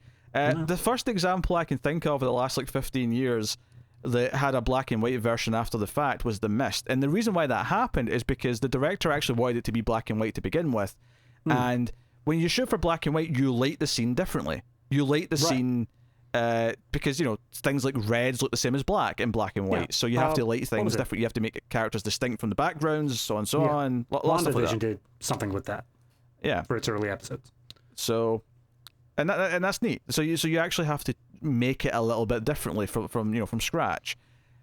So just whacking on a black and white filter essentially. Maybe he's doing more. Maybe he's doing some like digital grading to like lighten and darken certain things. So he's going to take the contrast bar and move it one peg to the left. That's what's going to happen. Yes. So there's that. All right, let's talk about this stupid epilogue scene because we're okay. So I'm just going to run through the entirety of the epilogue, and then we'll talk about it beat by beat here. So the epilogue flashes up. Oh, and the only positive thing I'm going to say about this epilogue is that it gave me the points I needed to get a bingo on our Snyder Cut bingo card. That's all I'm going to say about it. I briefly heard that like one or two people won, so great. Nice. All right, so the whole thing opens up with Cyborg listening to the second half of his dad's speech on the tape recorder. That, first off, can we just say that Cyborg now has God powers? He just made it. It's just fixed now. He reassembles because it's in pieces, in literal pieces, and he reassembles it like Magneto with like metal parts. Just goes whoosh, poof. If it's only technological stuff, then maybe I can buy it. But I'm kind of banking on the fact that he just has mother box powers of can rearrange all matter, in which case he is God. So he can actually do that thing in Superman 4 Quest for Peace where Superman uses vision to rebuild the wall. Exactly. Yes. They're remaking Superman 4 and calling it Snyder or Cyborg. Anyway, so then as soon as he's done with all the stuff and they have inspirational images of Flash running and Wonder Woman doing whatever, and then it ends on Superman opening up and showing the black S instead of the red one. It smash cuts to what was previously the post-credit scene of theatrical cut of Lex Luthor in Arkham. Deathstroke, and Deathstroke and them on the yacht. Oh, by the way, Jesse Eisenberg still sucks as Lex Luthor. Yes. Continue. Yeah, no, I'm not gonna fight you. The only major change that they did was in theatrical cut. They just said like, oh, they're making a league. How about we make a league of our own? Whereas in this cut, he says, oh, Deathstroke, you want to kill Batman? He's Bruce Wayne. Okay. Mm-hmm. And then comes a 7-minute long nightmare scene, set in the apocalyptic future. Now, I want to mention something here, right, before you get to what's in this scene. Oh, no, go ahead. Is that... I'm not even sure I remember what happened in the scene because I was losing my mind. So, if it had just ended before this scene, right, if it ended on the speech that was being made, and maybe you keep the Lex Luthor Deathstroke thing as still a mid-credit scene or whatever, right, just because it's separate. But you end it on the speech, you end it on whatever hopeful image of the last hero who's, like, standing there heroically... Superman S. It would have been like, smash. You know what? That wasn't great, but it was coherent. It was missing a lot of things I'd want in a Justice League movie that I complained about in the theatrical cut. I can still complain about now, but it was a coherent movie. It didn't piss me off that much. The first Flash scene was laugh out loud bad, but it lasted too long. It needed to be like halved in runtime, but it didn't do anything too bad to piss me off. Right? That's a big improvement from Batman v Superman. But to go back to the pregnancy test, right, and where I said that if you know you're not making any more, why would you insist on that shot going in? So I extend that question to this following question. Unless you actually think there's a chance that your Super Snyder Cut is going to get enough people hashtagging Restore the Snyderverse so that you might actually get to make your sequel at some point, as much as you might say in interviews, you're done, I don't care if he said it, why would he go out of his way to shoot this new scene? This scene is, as far as I know, is entirely new. When you were setting up the bingo cards, yes, I believe one of the topics you put forward was like sequel bait or something like that. Yes, like something like that. And I specifically remember commenting, that is a free square. there is no doubt in my mind that despite the fact that he is done, there will be sequel bait. So, why does he do it? Because even when I suggested that, Snyder doesn't care. That's the whole thing here. There you go. Right there you go. There you go. You angled it just right. Right. Snyder doesn't care. So here's the thing with this is that when I said that when I put forward that suggestion, I was thinking, oh, it's probably an easy square because the Deathstroke Lex Luthor scene is probably still there. But you never know, he might actually choose to take that out because it's not leading to anything else. He might choose to make it feel more standalone by taking out the bait. So the squares was more about, will they keep the bait in that was already there, right? Mm-hmm. And the pregnancy test would probably be the same thing, where that was probably there originally and he insisted on keeping it. Well, it wasn't in theatrical cut. He may have filmed it originally, but it wasn't in theatrical cut. Well, I think he probably filmed it originally, yeah. Now, admittedly, no, it'd be hard to do the close-up of the pregnancy test and the drawers as reshoot. It's a pretty confined shot. But here's the thing. He went out of his way to shoot this nightmare sequence. So if you remember in Batman v Superman, at one point in the film, Batman had this nightmare, which apparently is also a prophecy of the actual future. For some reason, he's having real prophecy dreams. It's not just that he's having a scary dream. Where Superman is evil, the world is a post-apocalyptic wasteland, and he's using machine guns to just brutally murder people, which I hated at the time as well, of course. Yes. And here we get this tease of a world where he's working with a band that we'll call, I suppose, the post-apocalypse Justice League. I'm going to call them literally the worst. we have Cyborg still there. Flash is still there, but he's got his armor suit that we saw when he ran back in time from Batman v Superman. Yes. Mira's replaced Aquaman because apparently Aquaman's dead, right? And she's got her stupid English accent. It sounds horrible. Like, at one point she's like, I'm going to get that bastard. Like, really let the bastard come. I'll kill him for what he did for Arthur. And Deathstroke's there, and I didn't notice this, but Connor pointed, and I could not notice it, which is that he didn't actually shave his hair into a mohawk. Why Deathstroke need to have a mohawk for this scene, I don't know. But they just did it with CG. It's the apocalypse, Pete. It's always a mohawk. They did it with CG, so you could kind of see where they kind of like cut off his hair. Because I don't want to reopen the movie to check, so I'll take your word for it. Right. Here's the thing. And I've said here's the thing about 50 times in this review, but this really is the thing. There's a lot of things going on. All throughout the movie, we knew that he shot a Joker scene for this. And I actually forgot about that for 3 hours, and then this hit me. Yeah. So we get to when they're landing in, is it Russia, wherever they're landing, where the big final fight's all going to take place. And someone in chat commented that there's exactly an hour left. And I'm like, how is there an hour left? We're in the big final fight. It's just starting. How is there an hour left? And it's whatever. Okay? But it's like, okay, but we still have this Joker scene. I guess that's going to be at the end. And we get to the end of the final. Because part of me was thinking, when Flash runs in and turns back time, and he goes into, like, Cyborg's, like, he hits Cyborg, and we go to Cyborg's head, and he's speaking to his dead parents and whatever. I thought, oh, maybe this is how we're going to get the Joker scene. Maybe it's when Batman touches a mother box during this big final fight, there's going to be a scene where he talks to the Joker, because that's his worst nightmare, it's his worst fear, whatever, right? That would make sense. But then all that ends. Like, the fight's won. They're standing heroically. There's a speech. There's a monologue from Cyborg or Silas even, talking about heroes in the future and blah blah blah blah. And I'm like, is this like a post-credit scene? Are they doing the Joker scene as a post-credit? And then we cut to this wasteland, and I just get flashbacks of what this was in Batman v Superman. And I'm like, he's still teasing this future where Superman's evil. Like, we're still doing this. The reason that it kicked into my head 3 hours in was because 3 hours in was slightly before the point where he's sitting, they're just about to go to Russia or whatever, and he's sitting at the desk, and he recounts the first nightmare from BVS. Yes. He's telling Diana, he's like, I had this dream of Barry saying Lois Lane is the key.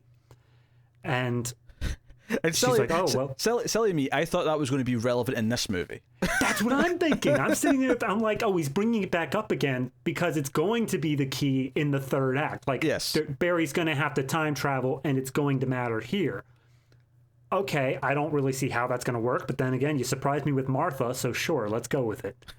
So then the movie progressed, and it was never brought up.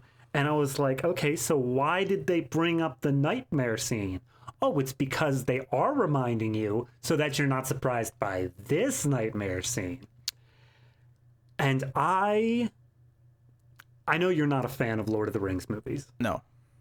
But you know the memes about like Return of the King ending 800 times. Oh, sure. Yeah. I had the exact same feeling here. I was sitting there like, okay, they're on the nuclear rim and end. No, epilogue. Okay, all right, cool, great. Okay, we get the speech and he opens the S and nope. Okay, Lex, sure. This was a scene before. Great, cool. All right, they swell the music and what is this? Yes. And then I thought, like, at any given moment, this scene could end, but it went on for 7 minutes. And I thought it was going to end like a cliffhanger during this scene. There's a sort of like dark kind of like, oh, this could be kind of thing. And there's another scene. There's a scene where Martian Manhunter comes to Bruce after this, is what it actually ends on. Oh my God. I was losing my mind at this point. It was already, like, mind you, I paused the movie a little bit in the middle just because I needed a break. It was 5 a.m. my time. I had work. And I was like, I just end movie. Stop going. I'm done. And the Martian Manhunter scene happened for no reason at all. And he flew off and finally it ended and it's like for autumn or whatever. And I was like, okay, are we good? Are we done? Yeah, there was a little bit more of the Green Lantern and the flashback when they're talking about how the heroes fought Darkseid once upon a time. Yes. There was a bit more Green Lantern, where it's just annoying me that there wasn't a Green Lantern on the team again. I was like, what? Yeah. You keep showing me this Green Lantern, but whatever. Yeah, so anyway, with the epilogue, I'm genuinely, because this is new footage, I am genuinely baffled with the cast he assembled. I don't understand it because you have Ben Affleck, who is repeatedly said he's done. Ezra Miller, who can't get his own movie off the ground. Amber Heard, that's an entire bucket of worms I don't want to get into. Ray Fisher, same deal. Every single person he showed, and of course, Jared Leto, why? None of the people he picked have any point showing back up again later. I feel like he purposely picked them to be like, this won't happen. I'm filming this because I want it to happen, but it won't happen. All I could think is that even if he says he's done, is that this scene, he knows what he's doing. He is stoking people to want it. The people who wanted Snyder Cut originally are going to be like just foaming at the mouth, wanting this. So they're going to, because this is the thing. I said earlier that I think there's like 3 sequels set up in this. One is this post-apocalyptic future. One is Darkseid showing up, which is obviously what part 2 was always going to be. Yes. Maybe you can mix those two together somehow, I guess, with like a weird broken up timeline. But then on top of that, you also have like Lex Luthor's team, the Injustice, the Legion of Doom, whatever you want to call them. Yep. Like you have all these potential sequel routes to go in. Did you hear post-release? I don't know if it was post-release or just barely pre-release, but did you hear of his interview in Vanity Fair? Because I heard a quote, but I didn't know it was from that. He straight up said what he wants to do, like what the next movies would have been. Mm-hmm. And he explains the pregnancy test. He explains exactly why Superman was evil. He explains all of it. And I don't know if you want to hear it, but it's dumb. It's all dumb. I have no doubt it's dumb. You could tell me in a second. Because I'll just, on the context of this scene, yes. There is nothing I know I want less in this life than a continuation of anything this sets up. Honestly, I was almost okay with it right up until Jared Leto started laughing. I was like, nah, I'm good. His laugh is terrible. His performance as Joker, which was terrible in Suicide Squad, it might even be worse here somehow. And I don't even think that, I didn't know that was possible. Because he references dead Robins but like I don't care like what the context is, right? Maybe if you set it up enough and give me a story where Batman's acting out a character, that's fine. The problem is though here is this is just in character for the Batman in these movies. So Batman uttering the line, that he promised Harley Quinn that when he kills Joker, he goes, and make no fucking mistake, I will kill you.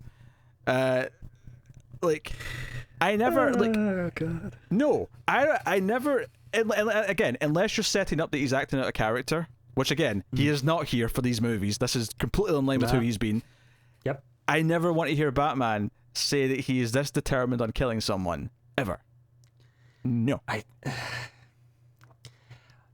I think my biggest problem with the scene and what was driving me insane was Jared Leto's lines. All of them. maybe it was a direction thing. Maybe it was him doing whatever he was doing from Suicide Squad. But anytime he started talking, he didn't start talking. He paused. He held that pause for at least 10 seconds. And then he started his line. I was like, I got sleep, man. Come on. Let's go. And it's like, it doesn't further anything. It's not like he's doing something in the meantime. He's literally just sitting there, I guess, building tension. But none of this matters. None of what we're looking at here matters. This is the epilogue to the epilogue to the epilogue. He's so we're terrible. Done. He's so terrible. God. And like his performance is bad. You know, evil Superman shows up, and that's, you know, kind of the cliffhanger at the moment. Yeah. There's kind of a line about, you know, why the hell did you bring him, or something like that. Yeah, whatever. And it's whatever, right? But everything about it, it's just like it's weird to say it had any goodwill before now, just for not being Batman v Superman, but it kind of did in a weird way, where it. Yeah. You know, it was so focused on just doing the plot of the movie that it didn't have Batman or Superman do anything like. I mean, Batman still had the machine guns in the Batmobile. He was using the laser gun, but for the most part, there was nothing to like. When I watched Batman v Superman, and he was like intentionally throwing like a villain's vehicle into like a building so that it'd blow up, I'm like, what the hell are you doing? This is not Batman. There was one thing that wasn't in theatrical cut that surprised me with what I thought was character growth, was that in that ending speech from Silas, where he's like, oh, heroes or blah, blah, blah, they show Jim lighting the signal, and then they cut to Batman, who is on a tank. That's like, right. He's got like a bat full tank. Like from Batman Batman Returns. Like, I don't... Why? Or The Dark Knight Returns, I mean. Like, I don't understand... Was the problem here not enough guns? Was that what we learned? No, Joe, it's because Snyder just thought it looked cool and he wanted to have it in the movie, so it's just fan service. I mean, I know that. Yeah. I'm trying to think of it in a narrative sense. That's what it is. It's just fan service. There's no reason for it. The epilogue, I didn't remember how angry I could get at a Snyder DC movie, and then this scene showed up and showed me everything. Like it did both. It did Batman being a completely out of character, murderous, just gun wielding idiot. It showed me evil Superman, and I'm like, evil Superman's an overdone thing anyway. And it's not that it can't be justified, and you can't have, you know, a kryptonite involved or mind control involved or something, clearly. Or alternate universe involved, whatever. And it's Tom Taylor writing it. All good. And it's been done well in the comics. Sometimes it's not. Like, they overdo it. But sometimes it has been good. It's not that conceptually. But the thought of Zack... When his Superman wasn't even that good compared to what Superman's supposed to be, is just... No. I want no part of it. And I don't think Ben Affleck's that good as Batman. Ezra Miller is so miscast as Flash. And he's not the most miscast. Well, maybe he is. I don't know. Like, Lex and Joker are also... The fact about Joker, though, it's not even that he's miscast, because on paper he seemed like a good choice. He's just terrible. Yeah. He's just terrible. Whereas Lex and Flash, I just think are completely miscast. I feel like Jesse Eisenberg, he has a Lex somewhere deep down, especially after like Social Network. He has a Lex somewhere deep down, but it was Zack Snyder directing him, saying like, no, I want you to be the Joker. Be the Joker. I always think he was going to be at least somewhat miscast, just because Eisenberg has kind of a Weasley thing about him, and to me, Lex is more of a gravitas to him. You know, I'm just saying he could have been better on his own accord. I think Zack accelerated the problem. Regardless of any interpretation I've ever seen, the one thing Lex always has, I think, in common with every version of it I've ever seen, is that I buy that he could command a room. Like, before Superman showed up, he was looked up as one of the best people on the planet, because he knew how to work people, he knew how to speak confidently, he knew, you know, Lex in Batman v Superman was this weird, jar of piss maniac. I do believe that was Grandma's sweet tea, but all right. Oh, God. He's just so... Actually, one of the scenes, this is just a minor point, but one of the scenes early on, just to go back, partly because this was one of these first times I really started to get annoyed by how bad the green screen was in some shots. Why they didn't just film in a field, I don't know. But the scene that went on forever, especially compared to the theatrical cut, which is like the Amazon's protecting the box, but then Steppenwolf shows up, and it's like a game of trying to get to the box, and and eventually there's a whole chase scene in the horses. Everything outside, when they're in like just it looks like the Highlands of Scotland almost, right? But it's all really CG, and it's green screened, and it looks terrible. Like there's a point, and if you look at the ground, it has that almost video game thing where there's a point where past it the texture gets worse. Oh, jeez. and it just looks really bad in the distance, and I'm like, it's a field. Why didn't you just go into a field? I don't know if you're aware, but there's a virus thing going on. So they shot this in 2016. I know. I mean, I do wonder how much of that, because in the theatrical, that was what weirded me out about that scene too. Was in the theatrical cut when I was rewatching it, it is so much shorter. It's still long, but it is so much shorter. That whole thing with like her running to the door and then going above it and then slashing the guy down and then taking care of one of the Amazons, and then like the running out past the gates was cut by like at least a minute and a half, and then the whole thing crumbling into the ocean, not in the theatrical cut at all. And of course, there's Amazon sacrificing themselves left and right to make sure this box gets. Which I suppose it shouldn't surprise me that the guy that made 300, which is literally a movie about 300 people just sacrificing themselves, is into like sacrifice constantly. What was the quote you said in the beginning of the movie? A good death is its own reward. Boom. Except Apply it's that not. That is nihilistic as shit. It is not, Zach. Stop it. I just real quick about the mother boxes. Yes. That's something they snuck up on me with the Snyder cut, because I forgot how they treated the mother boxes as the MacGuffins. And I was like, oh yeah, the boxes, they do the thing. But I forgot they were mother boxes. I'm like, first off, the mother boxes are just, in the comics, essentially phones. But fine, if you want to ignore that, they're the magic do anything things. But then he came up with the Unity. And in the theatrical cut, that was it. That was the big thing. The Unity. Putting the 3 boxes, Unity. And I was like, man, that's why isn't this is post theatrical cut, mind you? I'm like, why not just do anti-life? Why not just like that's clearly the thing? Why not just do that? And I thought the same thing during the Snyder cut, right up until more sequel bait, where they were like, oh wait, that Earth I'm on right now, that one, it has the anti-life. How is that different from the Unity? Shut up. It's the anti-life. Yeah, I mean, the fact that there's only 3 boxes as well, because that's different, right? That's like a... I mean, mother boxes, I mean, in the theatrical cut, it's always 3. That's how it always is. But the fact that, like, yeah, no, they're mother box, everyone has a mother box in the comics. Yes. They're all just phones. They just, like, mother that's box what I'm saying. Like, in the comics, they're not, like, these special MacGuffins. They're, like, there's tons of them. Like, everyone from, like, you know, Apocalypse and whatever has one, basically. Yeah, not literally, much. but like they're pretty. So actually, that's a good point. We haven't really talked about Darkseid that much, really, surprisingly. True. Because he doesn't matter to the plot. He at doesn't. All. He is nothing but sequel bait, and there's obviously in the theatrical cut they replace all the flashback stuff. They just swapped out the character model for you know, what's his face? Steppenwolf. Steppenwolf. Thank you. I was okay. Right? I see how that works. Fine.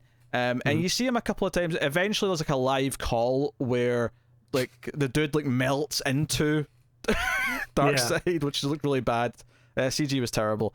But then eventually there's like a live portal at the end, right? This is the thing. As they decapitate Steppenwolf, his head goes flying into the portal as it closes, so it lands at Darkseid's foot, and it's like, hey, that Earth is special. The anti-life's there.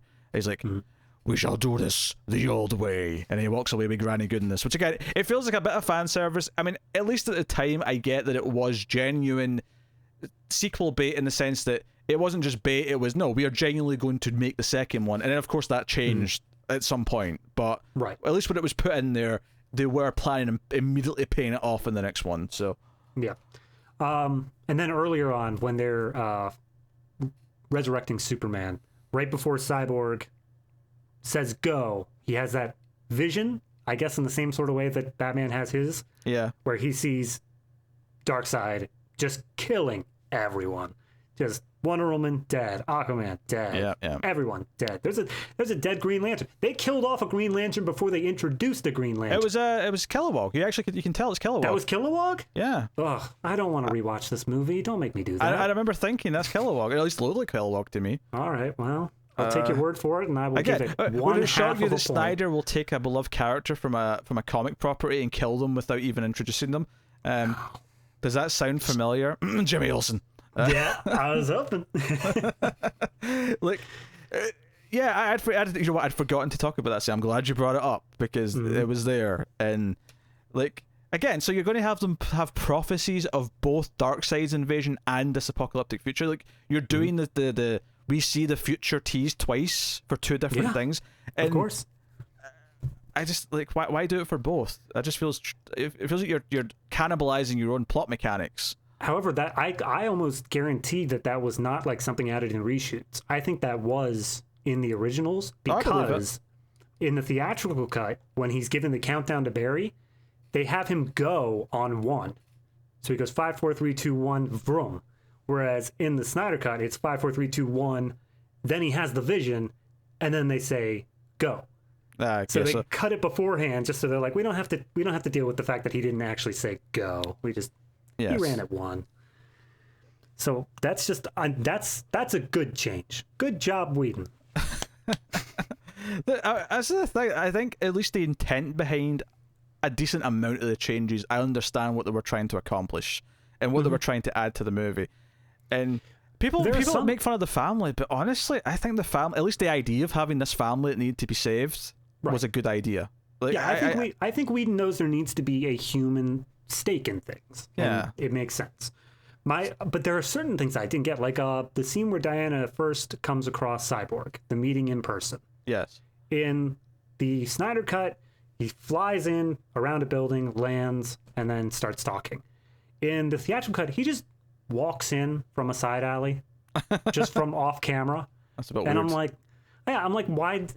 Did you just not have the CGI done? I don't think they did, because I think that's where most of this budget. It cost $70 million to do this cut, and I think other than that, the 2 scenes at the end, I think all of it was just to finish CG because all of the scenes that were technically in the script or were in the shot the actors for, they never finished that CG before they scrapped it and said we're going to redo it. They saved money by not finishing the CG, so that's where most of that budget presumably went. Right. Was finishing the CG on Darkseid. Now, I don't think the CG's that great. I do think the design for Darkseid's fine. He looks like Darkseid. I can't really fault I especially enjoyed his 5000 BC or whatever look before he got like all armored up. Like he was just a brawler. I like how they managed to downgrade him. He looked fine, at least for me. I feel like that's something where if they'd made the next one, he would probably rip off the armor at some point when he's ready. It's like, this is a fight then, all right. They would probably do the same thing they did with Thanos in Infinity War, where it's like, all right, he's in his first shot, he's in the armor, and then we're just going to take all that off to show how much of a threat he really is. But one thing I just remembered about the flashback scene to the first battle, both cuts, mind you, but they really focus on the Snyder cut, the gods did everything. Like the humans, the Atlanteans, the Amazons, they didn't matter at all. It was Zeus, Ares, and Artemis. They were the only ones who did anything of consequence in the entire battle. But that actually kind of ties into the Justice League because Superman and Flash matter, the rest of them really don't. Yeah, but I'm just wondering why that battle's like, oh no, and the 3 armies came together and they fought as one. Hint, hint, we need to form a team. But it's like, no, you don't. You just need the strong guys. You need Superman. That's all you need. I mean, potentially Martian Manhunter could have been important if he'd shown up. He could have been, yeah. But he was busy being an old woman, so he was busy not trying to blow his cover. It's like, now I'm going to step. It's like, really, you step in now? You're like the guy who wants to pretend that he was going to get involved, like help move house. Oh, you've already moved the couch and the washing machine. Oh, I guess I'm too late for the heavy stuff. Oh well. I like his excuse too. His excuse at the end was like, I too have decided that I have a stake in this world. Oh, now you do? Right now? Not a week ago? Thank you so much. It's so also, I mean, especially with what we've seen of Apocalypse, it's all fire. Everything they do is about fire. So Martian Manhunter is probably going to be off the board immediately.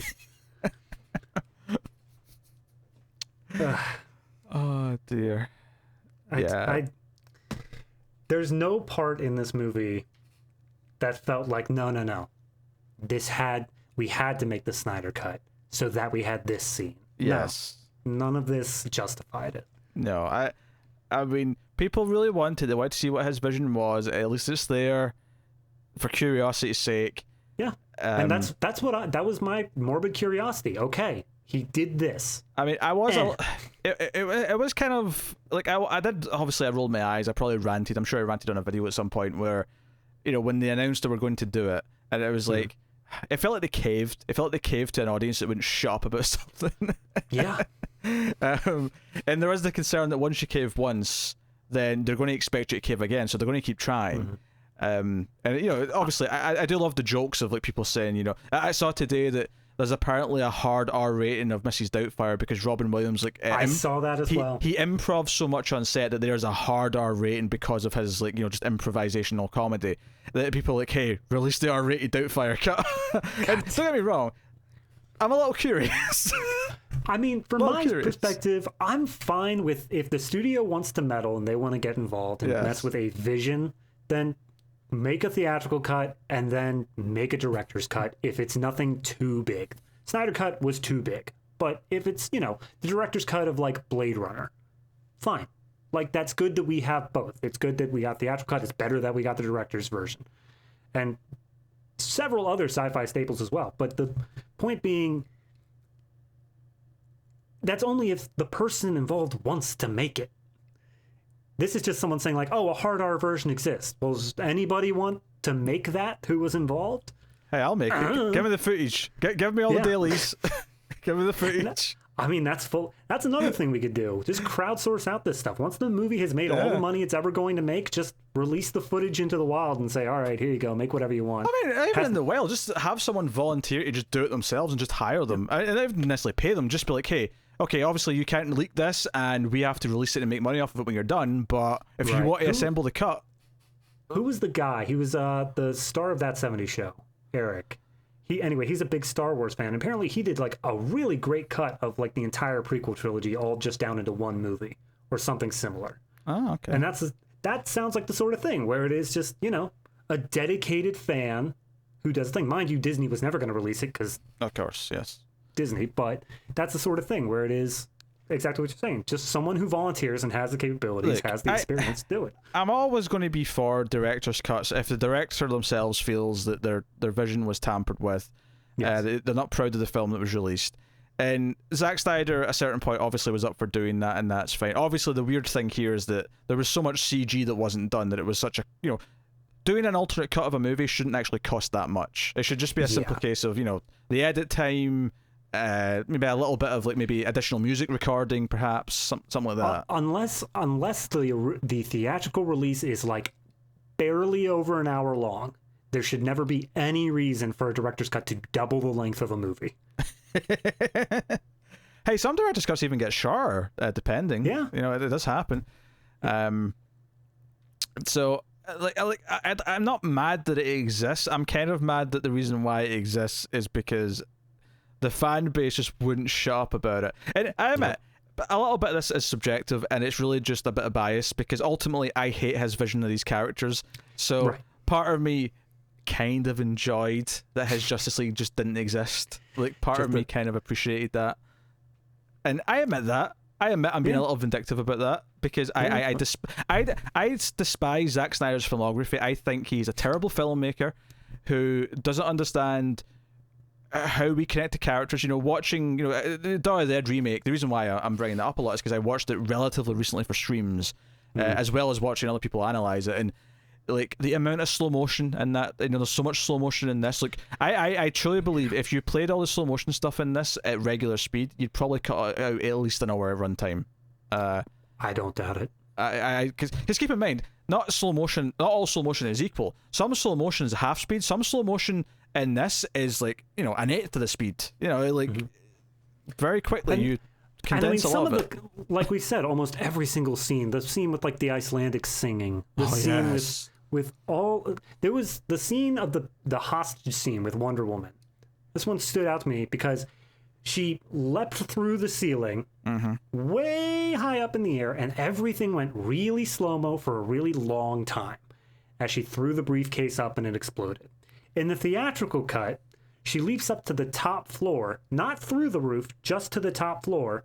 She throws the bomb up through the roof. It explodes slightly above them in normal speed. All of that was normal speed.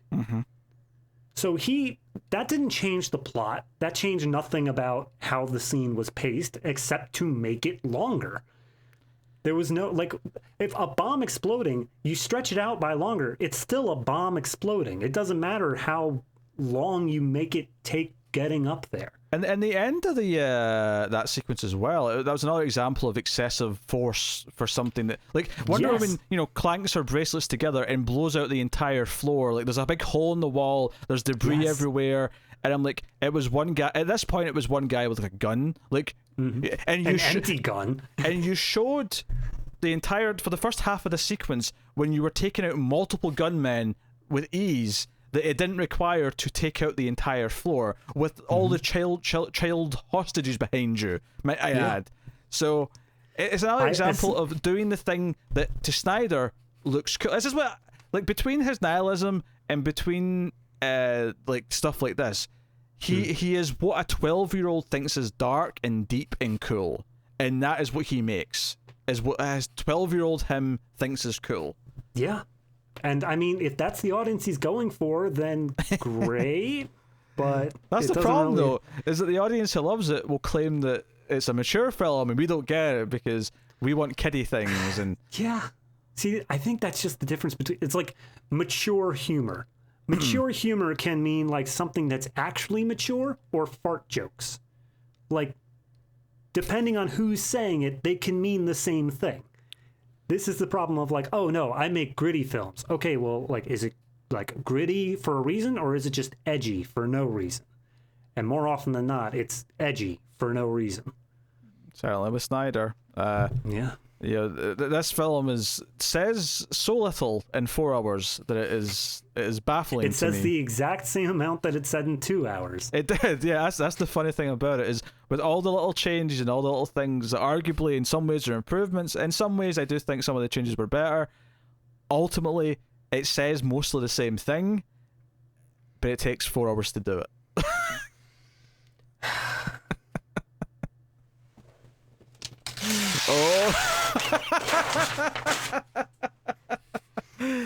David has just ripped up his Batman v Superman poster. It's just not good. It's just not good. Now it looks like Batman's won because Superman's gone and Batman's there triumphant. Yep, there we go. Also, he's just tied with the tape on it. So. Yes. Yeah. So, look, I don't think if you're someone who didn't like Zack Snyder's take on these characters that you're going to really get that much more out of this versus before. It is not the complete travesty that Batman v Superman is, other than one or two key examples towards the end. Yeah. But it's not that good either. Like, it's like more that middle ground, mediocre, drawn out, like, for every shot that he has that's kind of nice, like, like, as much as we joke about the slow motion being overdone, some of the shots, of Lois walking in the rain look kind of visually nice. Yeah, but I like what he did with the entire final battle, because in theatrical cut, they tried to do a comic thing by making it red skies, but it was just too much, and I like how it looked in the Snyder cut more. I didn't that much, but that's just more because I do feel like Zack Snyder's action scenes all just feel like they're against like a dark cloud of CG behind them, either rock or smoke or whatever, and that's just kind of it. Fair. Which is what I was going to say, is that I do think a lot of his action scenes are actually very ugly, and it's funny because one of the things people used to say about Zack Snyder is he has good action scenes because of 300. He has good action scenes, and I don't think he does. I think most of them in this are middling at best. Some of them I think are outright bad. Yeah, I think he knows how to do good action scenes when it's just a dude and another dude. But as soon as you have him to introduce, like, okay, but they could actually be punched through 12 walls and they'll be fine. It's like, okay, well, how do I up the stakes with that? How do I make that interesting? And he still just resorts to a dude punching another dude. Yes, which again goes back to the core problem with Superman, is that Superman in this doesn't inspire anyone. He just shows up and he's able to punch the dude. He's strong enough to punch the dude who no one else is strong enough to properly punch. Yeah. And that's it. That's all it boils down to. And when you boil it down to that, it's not that interesting. No, it is not. It's weak. I'm sorry, people, but it's weak. But not impressed. If you wanted this, you got it. Hopefully, if you did want it, you enjoyed it in some capacity. But I think it's needless to say that we do not want any more of Zack Snyder's Justice League or DC oeuvre. Oh no, like I want it. I want it all. I want to see all of it. But I want to see what he do. Is it too much to ask for like a real Superman movie and like a real, Justice League movie and get more people to travel back in time and rewatch Superman Returns? That's about all you can hope for. Because as soon as that tanked, he was dead. But a good real Superman movie is the point. Oh, no. Yeah. It's not Superman's fault that idiot Bryan Singer just tried to retread the plot of the original and did it in a much more dull way with the worst Lois Lane that we've ever had on screen. Mm-hmm. Anyway, so there you go. That's pretty much. And we have gone the entire runtime of the theatrical cut. But definitely not the Snyder cut. Nope. Actually, that was just one minor point because we were talking about the bubbles in Aquaman and how one of the complaints I had when I saw Aquaman about Justice League, and this was obviously this applies to both cuts, is that in Aquaman he's not really a part of Atlantis yet. He's not really been through that journey of being a part of that society. Whereas in this movie, it just kind of feels like he is because he's talking to Volko and stuff. Mm-hmm. That's just not in that movie. And I'll critique that a bit more because that actually was planned and came out soon after, relatively speaking. Mm-hmm. The one that obviously I can't blame this movie on, but I was thinking about it while I was watching it, is that in Wonder Woman 84, Wonder Woman learned to fly, and yet she can't do that here. And it's not this movie's fault because they changed, they added that much later, but still, it was in my mind. In the third Wonder Woman movie, she's going to get amnesia. In Wonder Woman 99. We'll say it 99. Turn of the century. Sure. Yep. Yeah. Everyone will be dancing to Prince music. It'll be great. Yes. Oh dear. I mean, is there a point in rating that? I guess maybe there is. I mean, you have nothing to compare my rating scale to. I'm fresh. I could say like a 7, and that would mean nothing. But on a general, yeah, on a general, what most people would think scale, I'd give it like, I guess, a 4.5. Like, it is all one movie, because that's the thing in the theatrical cut, is that it's just so tonally everywhere. It goes all different directions. Mm-hmm. This is one vision, and it's consistent. It's way too long, and it says nothing in that runtime. But that's why it's knocked down 5.5 points. The few moments of humor that are in this version never landed for me either. They fell very flat. There's not a lot of it, but the few moments of humor in this version were also carried to the theatrical cut. They were, yeah, they used both. Out, yeah. So, yeah, no, 4.5. It was. I'm happy we got it. I didn't enjoy it.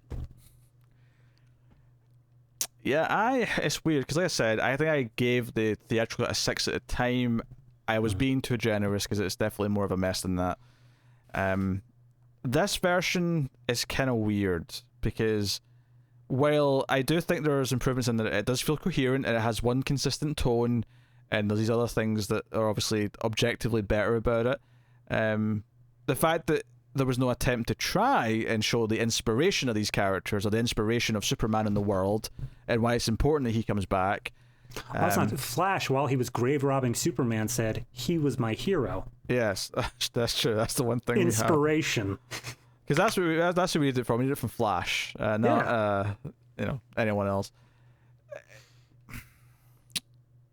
So it puts me in this weird pickle, and then that epilogue scene, the nightmare scene at the end. Oh yeah. Like, if I had to rate that on its own, we'd have to invent new numbers. Yeah. Below negative numbers. It's just... Ugh. Everything about it I hate. It needs to be cut down. It is overlong. On its own merits, it's just, like, everything's so drawn out. It takes so long to get going. and I was shocked how little was different in this. Like, you know, when I realized it was 2 hours until that first big action sequence, I was like, I feel like that took 2 hours to get to, but I don't feel like there's been, other than Barry saving Iris and a couple of cyborg flashbacks, since there's been nothing else added though. So how did it take 2 hours? What was in all this time? And it's just extra little snippets of every shot, and every scene having a bit of more breathing room there and a bit more there, and like, this is why editors refine movies and edits. I wish I would have known how long that opening scene of Superman's death yell would have taken. Because, like, I took a long time to prepare my food before I pressed play. I could have easily, like, drove to the store. I could have picked out a couple things. I could have preheat the oven. So, I guess I'm going to go with a straight 4, which is higher than Batman v Superman. I want to add that. You know. It is a better movie than Batman v Superman. I would say that it is weaker than Man of Steel. I'd agree. But I'm not thrilled about the idea of watching any of them again. Unfortunately, I do have to watch Batman v Superman Ultimate Cut soon, because me and Matt have to do a commentary for it. So, yes, that's the thing that's happening. So look forward to that. Enjoy your Jolly Ranchers. Oh dear. I don't know what a Jolly Rancher is really, but I remember it's just colored sugar. Yeah, that's I all remembered Lex shoving it into someone's mouth. All right, well there you go. That's the Snyder Cut. Yes. Am I surprised that this review went over 2 hours? No, I'm not. It's kind of on par. Yep.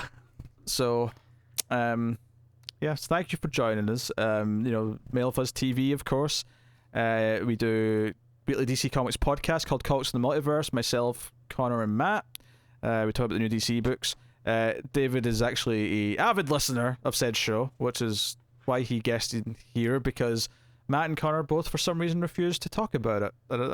I paid Pete to read bad comics. Yes. And also Connor. Mostly Connor. Yeah, mostly Connor. I got you on Flash Future State, though. So. Yes, that was cruel. So I'll thank David for joining us and giving me someone to bounce off this movie on.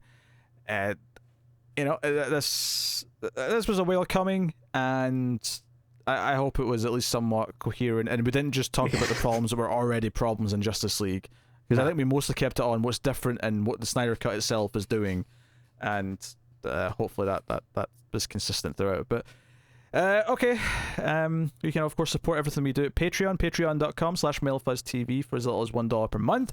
You can support us for completely free though by simply hitting the like button, subscribing, and commenting. All those things do help the YouTube algorithm, so please do so. And of course catch us on Twitter at mailed_fuzz for channel updates. But that is us, so thank you very much once again for watching or listening. We always appreciate it. Keep watching movies, and if you can get it, it's always nice to have diplomatic immunity.